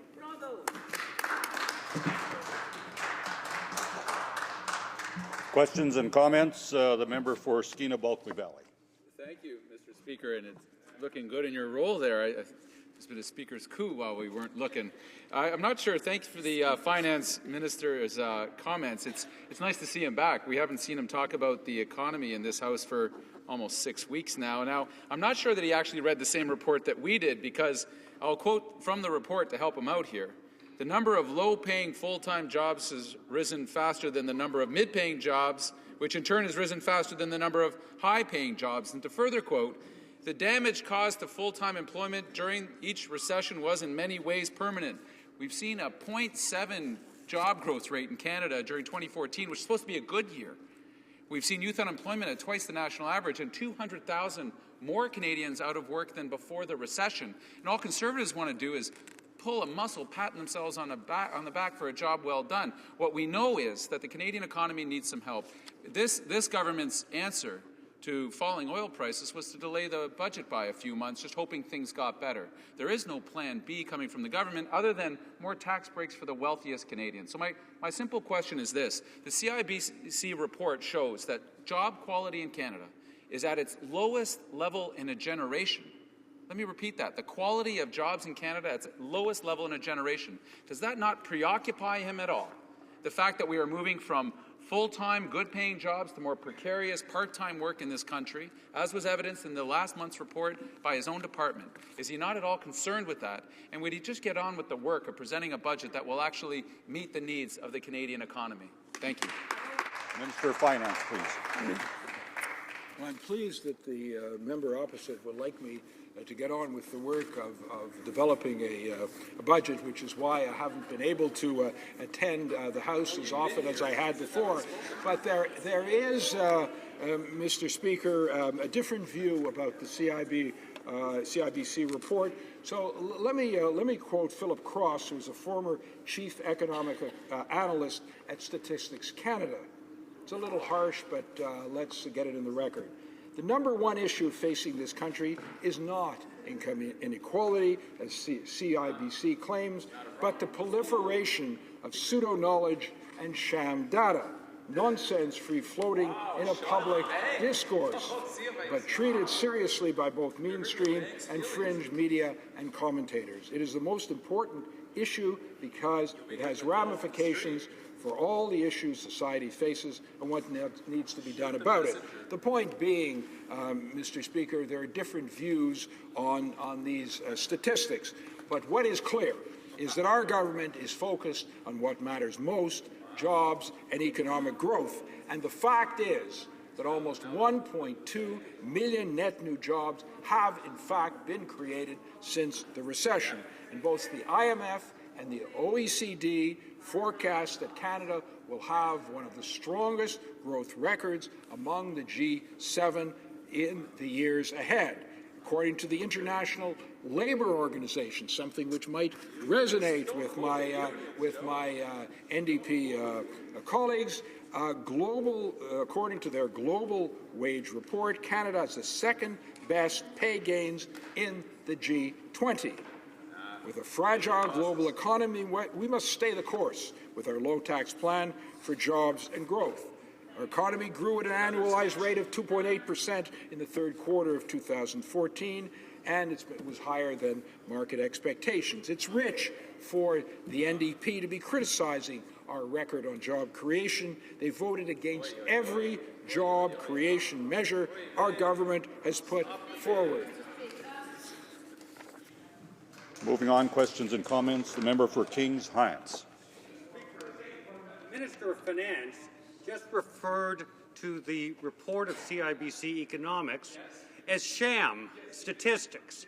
Now, Mr. Speaker, there's absolutely no incentive that a bank economist would have to directly attack the Canadian government. They're doing it because the facts are backing up what they say, that the quality of jobs in Canada has declined, that in fact full-time jobs are being replaced by part-time work, that low-paying jobs are replacing high-paying jobs. Now, the minister just said the reason why he hasn't been in the House lately is he's been busy because he has to do a budget. Well, it's kind of, you know, being a member of Parliament is part of being Minister of Finance. And I remember, Mr. Speaker, when Ministers of Finance actually showed up in the House to respond and at the same time wrote budgets that were balanced when oil was less than $50 a barrel, Mr. Speaker. So my question for the minister is, how does it actually contribute to certainty in the Canadian economy to have the Minister of Finance delaying a budget? Suncor is not saying we can't produce our quarterly reports because of this uncertainty with fluctuating oil prices. Why is this minister creating uncertainty through his abdication of responsibility to do his job to present a budget? Minister of Finance. Mr. Speaker, Since the member opposite is interested in the CIBC report, let me just say, quote what it said. It said, for the past year, the number of full-time jobs rose twice as fast as the number of part-time jobs. Philip Cross, who I quoted earlier, said, in fact, net worth held by middle-income quintiles rose faster than the top income quintile in Canada. And here's what the Centre for American Progress said in a report that the member for Toronto Centre contributed to. Canada has experienced continuing middle-income growth, while in many countries it has halted. The report also notes that Canada has maintained a close link between productivity and job growth despite low-wage competition. As I say, it's rich for the NDP and Liberals to be criticizing our record on job creation. They voted against every job creation measure our government has put forward, including freezing EI rates, tax cuts for manufacturers, $70 billion in stable and predictable job-creating infrastructure, and more. We're focused on creating jobs and growth. The Liberal leader is pushing a high-tax, high-debt agenda that will threaten jobs and set working families back. Questions and comments? The Honourable Parliamentary Secretary to the Minister of Finance. Thank you, Mr. Speaker. Thank you, Mr. Speaker. Perhaps the Minister could share with us what our government is doing to help Canadian families make ends meet. We all know that the cost of raising a family these days is at a record high, and it's important that Canadian families have assistance in this regard. And also what we're doing to help seniors make ends meet. It's also difficult for many seniors to know how to make ends meet. So perhaps the Minister could share with us what we're doing to help Canadian families and Canadian seniors to make ends meet. The Honourable Minister of Finance. Thank you, Mr. Speaker. As you know, the Prime Minister announced a very important family tax package which will advantage every one of 4 million Canadian families. The average benefit will be $1,100.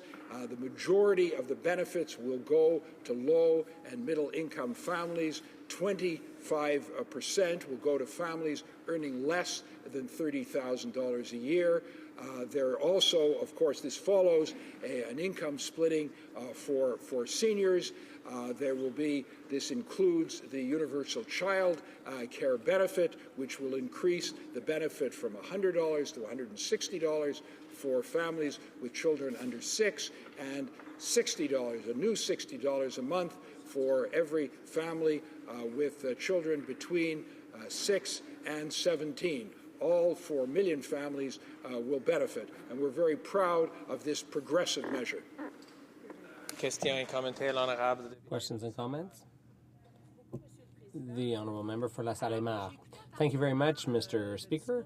I listened very closely to the Minister of Finance's speech.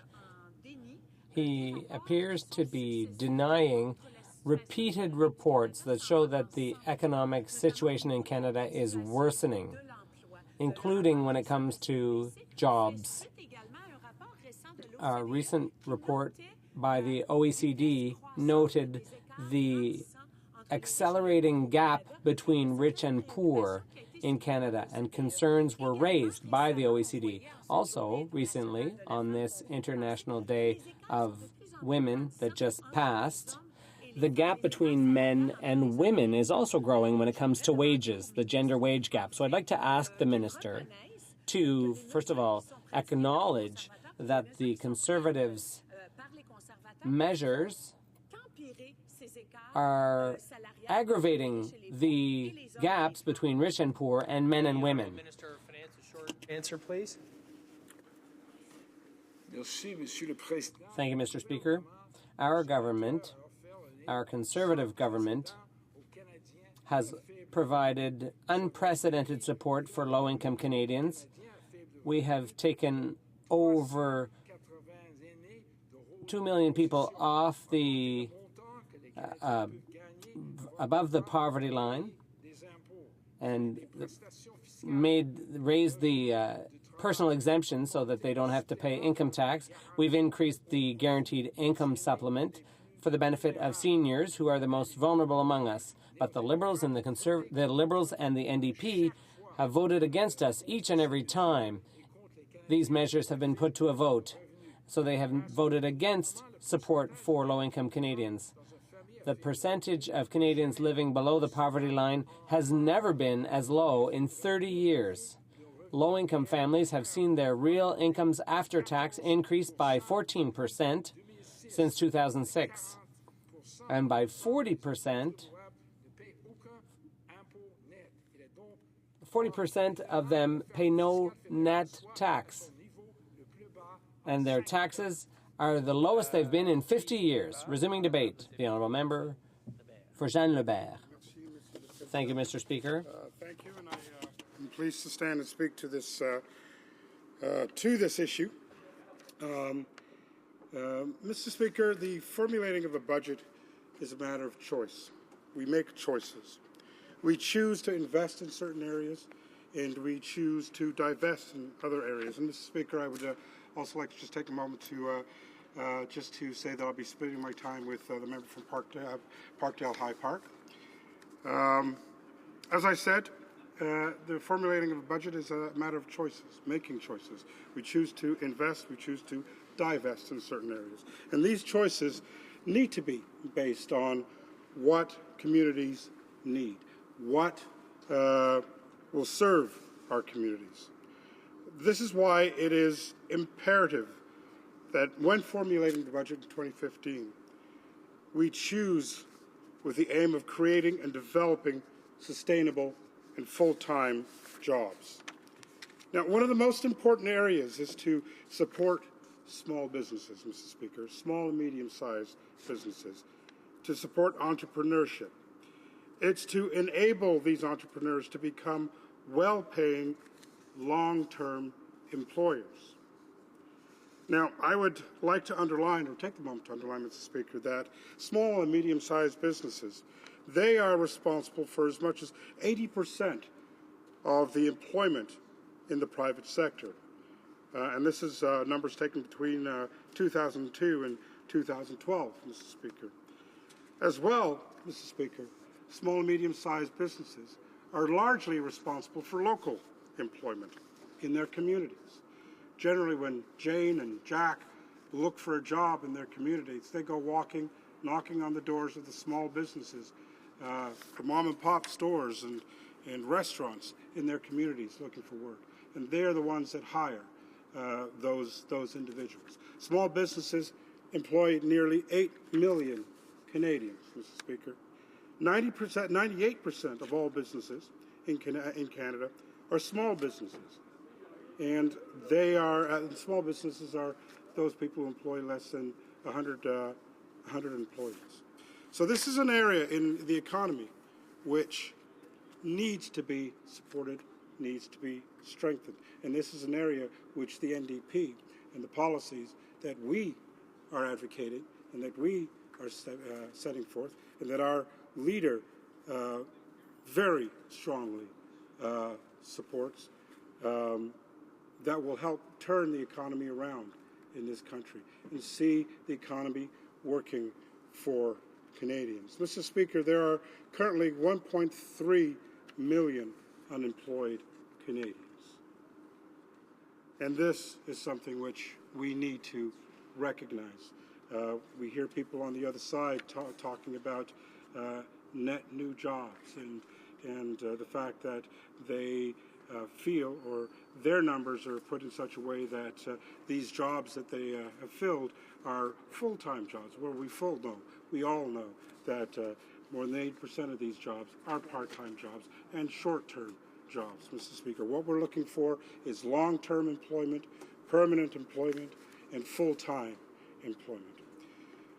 The other aspect, or another aspect of a strong Canadian economy, Mr. Speaker, is one that is diversified. Now, we've seen this Conservative government put a whole lot of energy into the resource extraction sector to the detriment of the manufacturing sector. Monsieur le Président, historiquement, Mr. Speaker, historically, in my riding of Jean-Lebert, Saint-Henri and Griffintown are two of the neighborhoods in my riding where there's a significant manufacturing history in those parts of my riding. Charles McKinnon was one of the captains of industry, Joe Beef, who fought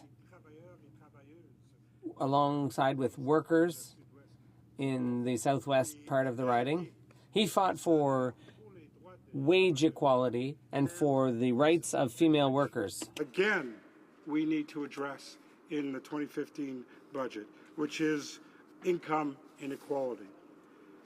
Now, manufacturing, Mr. Speaker, has accounted for 11% of Canada's GDP and employs over 1.7 million Canadians. But this has been hard hit. We've seen over 400,000 job losses in the manufacturing area. And this has led to an even greater disparity between income. We've seen income inequality spiraling out of control, where the top 1% now see their income increasing, while the 99% has seen, and these are middle-class families, have seen their income decrease over the last 35 years. So what should we do, Mr. Speaker? We need to take in or act on concrete measures that will help this economy turn around. And the NDP has some of those concrete measures by cutting small business tax rates from 11% to 9%, Mr. Speaker, by supporting innovation, by making sure that small businesses, medium-sized businesses have the means to continue to employ and grow and contribute to their communities. We need to create a tax credit to make sure that it is affordable for small and medium-sized businesses to upgrade equipment so that they become more competitive, that they become more able to keep up with what's going on in this industry. We need to make sure that Canada takes its place as an innovator, as a creator of new jobs in small business and in entrepreneurship. And I thank you for the time to speak to this issue, Mr. Speaker. Questions and comments? Questions et commentaires? The Honourable Member for Winnipeg North. Thank you, Mr. Speaker. I did want to take this opportunity just to emphasize an area in which I think the government has really messed up, and that is the area of infrastructure building. Building Canada by investing in infrastructure is something that's been very important not only to me but to many members of my caucus, in fact the Liberal Party, recognizing that the government has had substantial decrease in the actual amount of money being spent on infrastructure, some 90% at a time in which we should be having money. And then when you reflect on that to the motion that we're debating today about jobs, a big part of investing through infrastructure does generate the type of valuable jobs that Canadians want government to be pursuing and encouraging and developing a government policy. And I'm wondering if the member might want to provide some comment in terms of just how important investing in infrastructure means building our country and providing the improvements and jobs that are so very much in need today. The Honourable Member for Jean-Lebert. Thank you, and I thank my colleague for the question. As I said in my remarks, that the points that I made are some of the aspects of what we need to regain strength in our economy and regain stability. And surely, infrastructure investment is something that is important, and because again, these things help small businesses be able to do the work that they need to do. Having bridges and infrastructure in place that allows goods to get from one place to the other is truly important. And yes, one cannot deny the importance of the work opportunities that infrastructure investment plays or has in the economy. Questions and comments? The honourable member for Tobik-Muktaquack. Thank you very much, Mr. Speaker, and I want to thank my colleague for his comments. I would just like to ask him that he did make a very good point in terms of around 98% of our businesses in Canada would be regarded as small, medium-sized enterprises with less than 500 employees, and in New Brunswick, where I am, it's probably 90% of the business have less than 10 employees, but a lot of them are very export-driven. And the government is focused on a very clear trade agenda, including a global markets action plan. And in our trade committee, we're hearing about how 1,000 companies have participated in the Go Global workshops. And this is one way to diversify our exports so that our businesses can grow, so we bring money into our economy, so we make ourselves richer. I'd just like to ask the member opposite, given that very important for a growing business and even small businesses, why is it that the majority of the trade agreements the NDP don't support? The honourable member for Saint-Lambert. Thank you, and I thank my colleague for the opportunity to respond to this. The NDP, although the Conservatives like to paint the NDP as anti-trade, the NDP is by no means anti-trade, Mr. Speaker. The NDP does, however, think that there is a responsibility of any responsible government to make sure that their trade agreements are made with countries that have good, strong human rights records that make that so that the manufacturing and the work that's being done in those countries do not come at the cost of the people who live in those countries. So it's not an anti-trade agenda, Mr. Speaker. It's a human rights agenda. Resuming debate, the honourable member for Parkdale High Park. Thank you, Mr. Speaker. And I want to thank my colleague from Skinnabalclay Valley for introducing this Opposition Day motion, which is very pertinent and important to the vast majority of Canadians because it is about our quality of life. It is about our standard of living here in Canada. And I want to read the motion. It says that in light of sustained high unemployment since the 2008 recession, and the long downward trend in job quality since 1989 under successive Liberal and Conservative governments, as documented by the CIBC, the House call on the government to make the first priority of Budget 2015 investment in measures that stimulate the economy by creating and protecting sustainable full-time middle-class jobs in high-paying industries in all regions of Canada, and abandoning its costly and unfair $2 billion income splitting proposal. An excellent motion, Mr. Speaker. Now, specifically in raising this motion, we're calling for a number of changes that we want to see take place because no one can deny, in spite of the finance minister quite surprisingly calling the CIBC statistics sham statistics. So he's calling that radical socialist organization, the Canadian Imperial Bank of Commerce, as having sham statistics. But in spite of that, Mr. Speaker, no one can deny the long-term decline in employment quality in Canada over the last 25 years, and that in Budget 2015, we do need to take action, immediate action, to turn this trend around. We need to be creating good quality jobs. We need to protect and improve existing jobs, and we need to address more broadly some of the key challenges of the middle class. When I speak to people in my riding in Parkdale High Park, we see people who, even though they may have what have traditionally been secure middle-class jobs, a growing number of people are feeling insecure. And we see young people going into these, again, formerly good middle-class jobs, who are now there on term contracts, on short-term hiring, who maybe are there without benefits, and they can be in that situation of precarity for years, which makes it very difficult for them to get on with their lives because they never know if they're going to be able to keep their job. And so the CIBC has done us a real favor in terms of presenting their report, which highlights this growing precarity of jobs across Canada. What we're saying, Mr. Speaker, is that there are some practical solutions that we can propose, and I want to get into those in a few minutes. Let me speak first of all about more about my community in Toronto, in Parkdale High Park.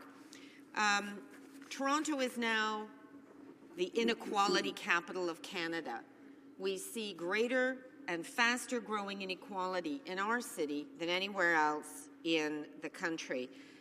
Again, even traditional middle-class jobs we see are growing, have growing insecurity, but there is a vast growing number of very precarious jobs, minimum wage jobs, people who are on very unpredictable, precarious schedules where they can't even get enough hours to make a living, or even if they do get enough hours, don't make enough money to live because too many of them are at the bottom of the pay scale. And what we're finding, and thanks to the work of a constituent, a University of Toronto professor, David Holchinski, we're seeing that there's a great disparity of inequality between neighborhoods, and increasingly those at the bottom of the income scale are newcomers, new immigrants. They are increasingly people of color, visible minorities, and they are increasingly women. And we're seeing different neighborhoods around our city demonstrating great differences and growing huge differences in inequality. In fact, inequality has widened in our city over the last decades at twice the national average. So it's ballooning. And what we know from studies about inequality, and the OECD has confirmed that growing inequality hinders GDP growth, so it hinders the broader economy and is invariably negative. But we also see other social problems that result from inequality: increased violence, increased imprisonment, addiction, obesity, greater ill health, child mortality. These are all social determinants, social outcomes of rising inequality, and certainly something that should trouble all of us. In my city, in Toronto, we have 165,000 people on the waiting list for affordable housing, for social housing. 165,000 people. I see people who are badly housed, who are living in very poor conditions, with mold, with elevators that frequently don't work in their buildings, with appliances that don't work. We see families that are subject to a great deal of overcrowding because they can maybe only afford a bachelor or a one-bedroom when they have kids who should have their own room, their own space. It's impossible for them to study otherwise. And we see people, because of the lack of investment in infrastructure, who can't get around the city. So to get to their minimum wage job, they have to spend an hour or an hour and a half on a bus and then the subway to get to the other side of the city.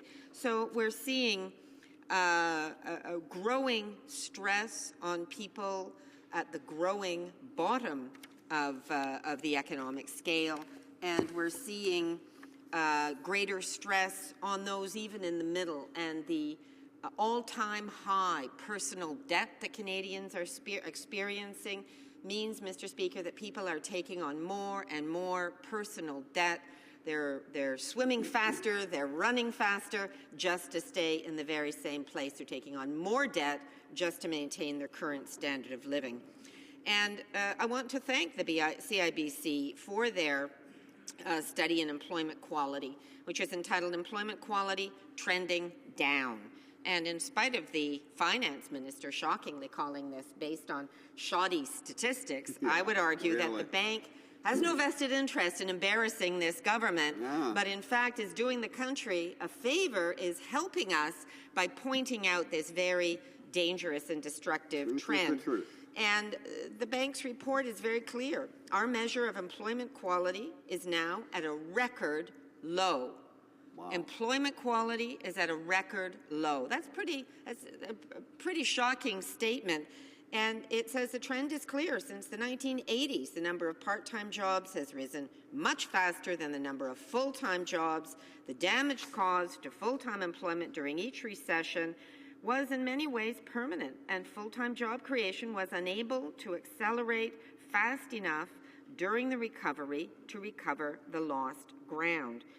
And it's arguing that the decline in employment quality in Canada is more structural than cyclical. In other words, just coming out of a recession is not doing the job, Mr. Speaker. We have structural problems in our society and our economy that need to be dealt with by serious measures.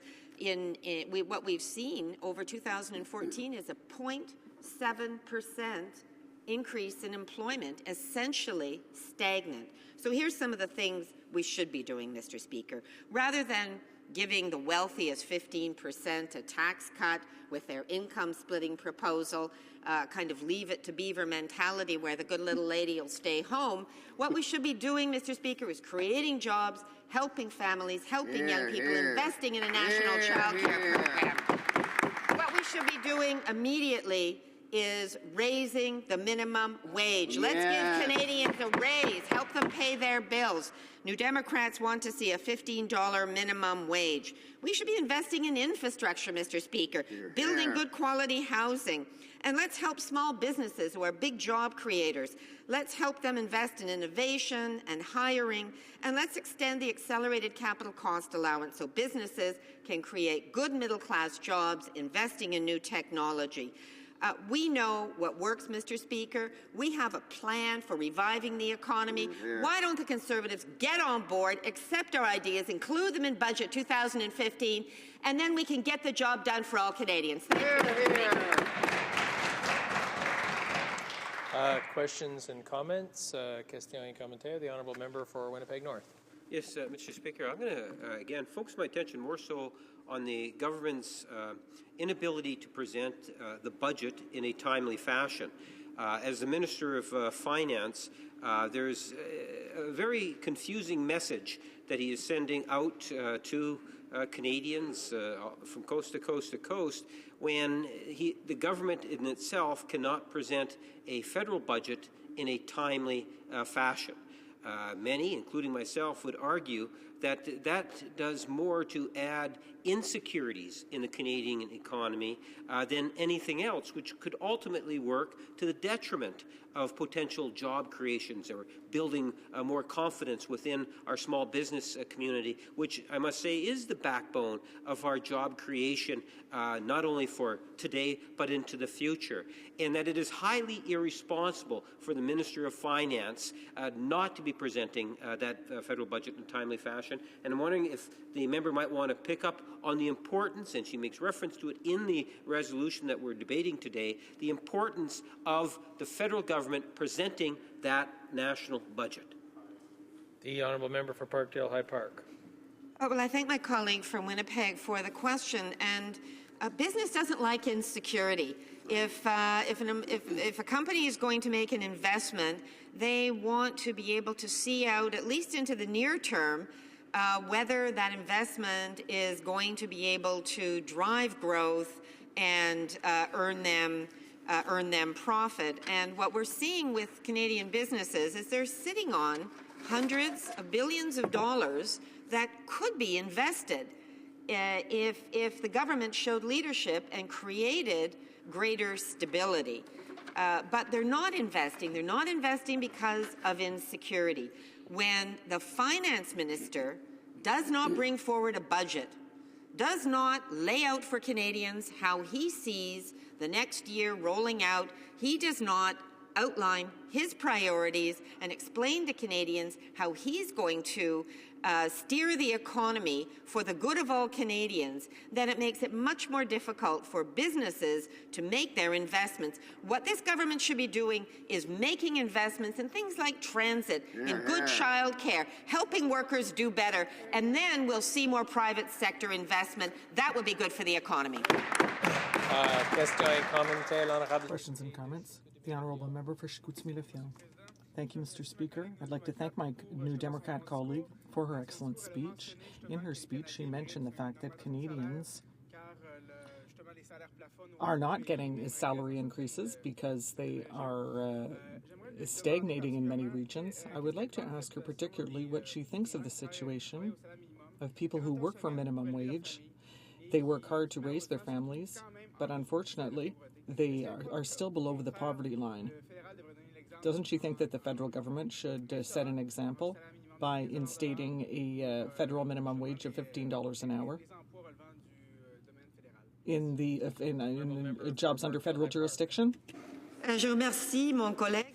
I'd like to thank my colleague for his question. And he's absolutely right. The people who work for minimum wage have a great deal of difficulty making ends meet.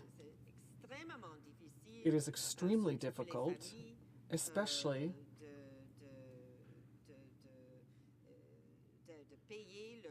for families who are trying to pay their rent, who are trying to put groceries on the table, who are simply trying to pay for all their other living costs. And with the increase of the minimum wage to $15 as proposed by the New Democratic Party, that will immediately put money in the pockets of the poorest people in Canada, people who truly need it to help them pay their bills, and it will help the majority of people in vulnerable situations who need more money.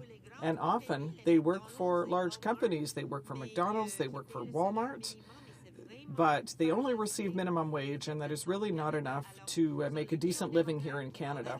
So it is the NDP who's going to fix that problem, Mr. Speaker. Before we resume debate, it is my duty pursuant to Standing Order 38 to inform the House that the questions to be raised tonight at the time of adjournment are as follows. The Honourable Member for Saanich Gulf Islands regarding public safety, and the Honourable Member for Parkdale High Park regarding taxation. Resuming debate, the Honourable Member for Toronto Centre.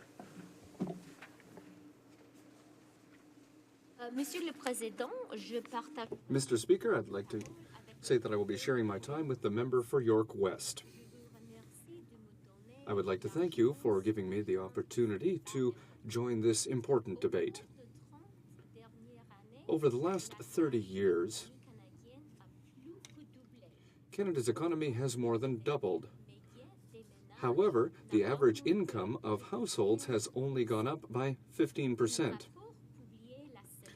A report published last week by CIBC shows that this trend has just been getting worse since the 2008-2009 recession. I will quote a few passages from the report. The Bank of Canada continues to indicate that the situation is not as encouraging as the unemployment rate would suggest. And according to new measures meant to improve the labor market, unused resources will remain numerous, according to the chief economist and creator of the Job Quality Index at CIBC Bank. And in many ways, the bank is right. As the chief economist states, our Job Quality Index has reached a historic low, which suggests that the job situation is not optimal. If we look closely at the trajectory of the components of our index, we are led to believe that the solution proposed by the bank to stimulate job growth, so continued drop in interest rates, might not be the best solution. And he continues, if full-time jobs are on average better quality jobs than part-time jobs, and those of self-employed workers, all paid full-time jobs are not equal. Full-time jobs that are not well paid have gone up more quickly than jobs that are relatively well paying.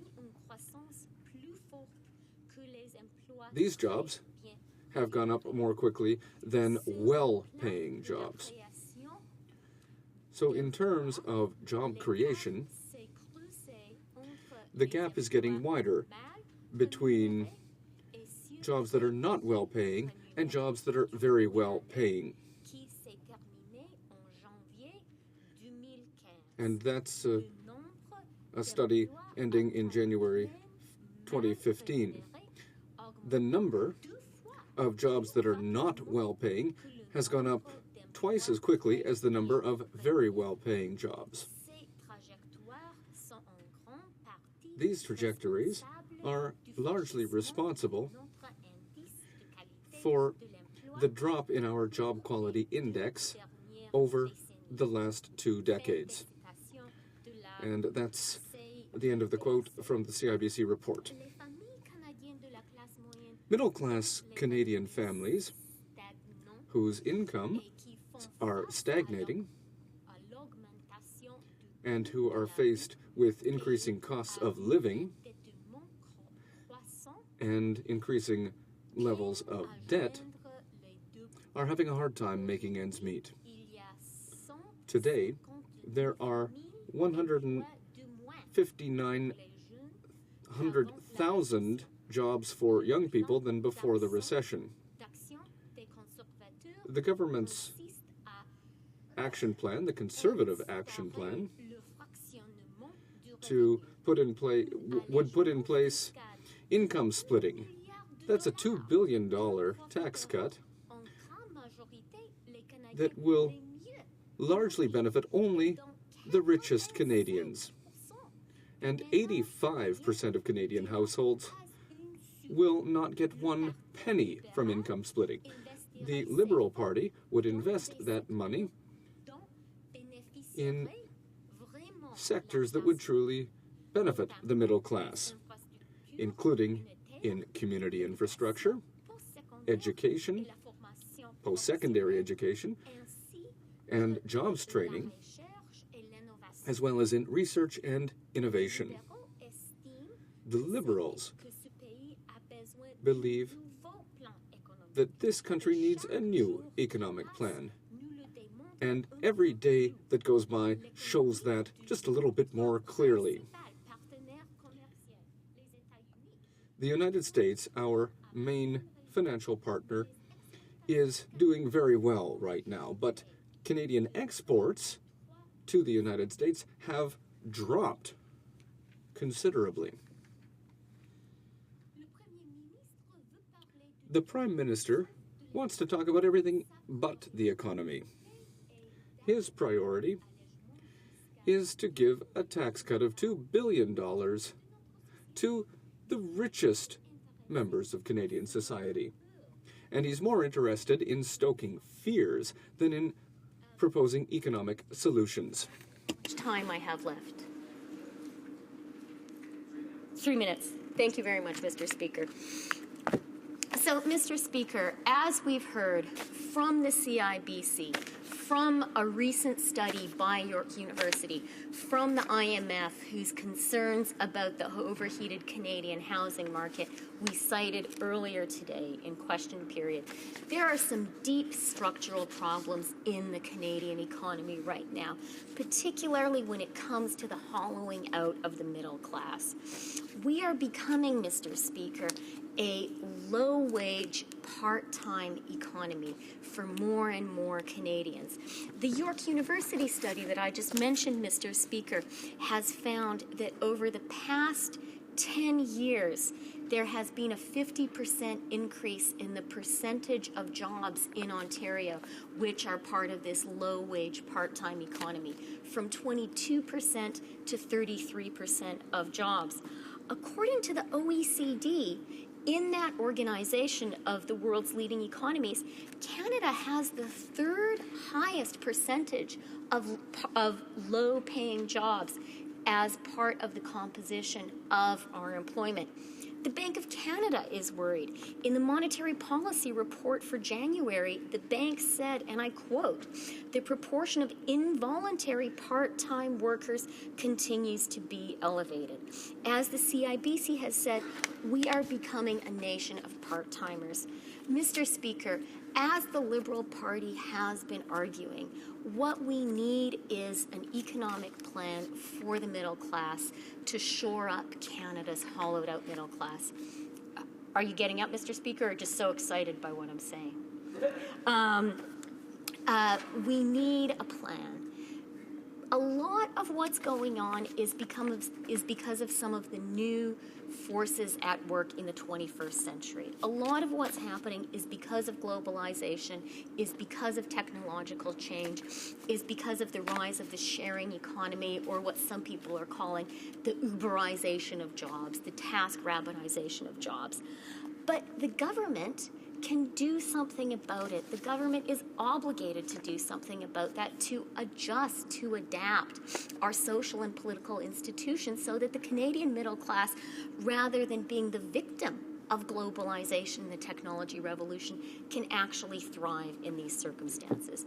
What we're seeing, Mr. Speaker, I am very sad to say, from this government is the opposite.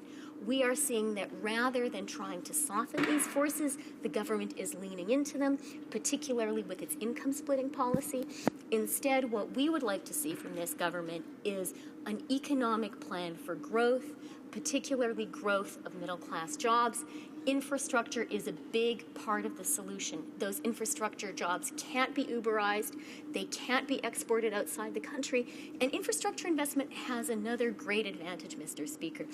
Big infrastructure programs help the economy to run hot, and in those circumstances, the middle class has much more bargaining power, and we can see a reversal of these very terrible trends we've been discussing today. Thank you, Mr. Speaker. Questions and comments? Question et commentaire, l'honorable député de la Salle. The Honourable Member for La Salle-et-Mar. Thank you very much, Mr. Speaker. I'd like to thank my colleague from Toronto Centre for her speech, and also for the fact that she gave her speech in French. It's really nice to hear French in this place. And I would also like to ask her the following question. Over the last 20 years, successive governments have proposed austerity budgets where we need to tighten our belts and all that. And we've seen that since 1995, we've had governments that have presented austerity budgets which have just eroded our economy, which have widened the gaps between the rich and the poor, which have widened the salary gaps between men and women, and these successive budgets have not stimulated the Canadian economy, but rather have made us poorer. So I'd like to hear her point of view on that when it comes to the actions taken by governments with austerity budgets that have come one after the other, and the impact that's had on our economy. The Honourable Member for Toronto Centre. I would like to thank my colleague for her question. And I would like to apologize because I will be answering in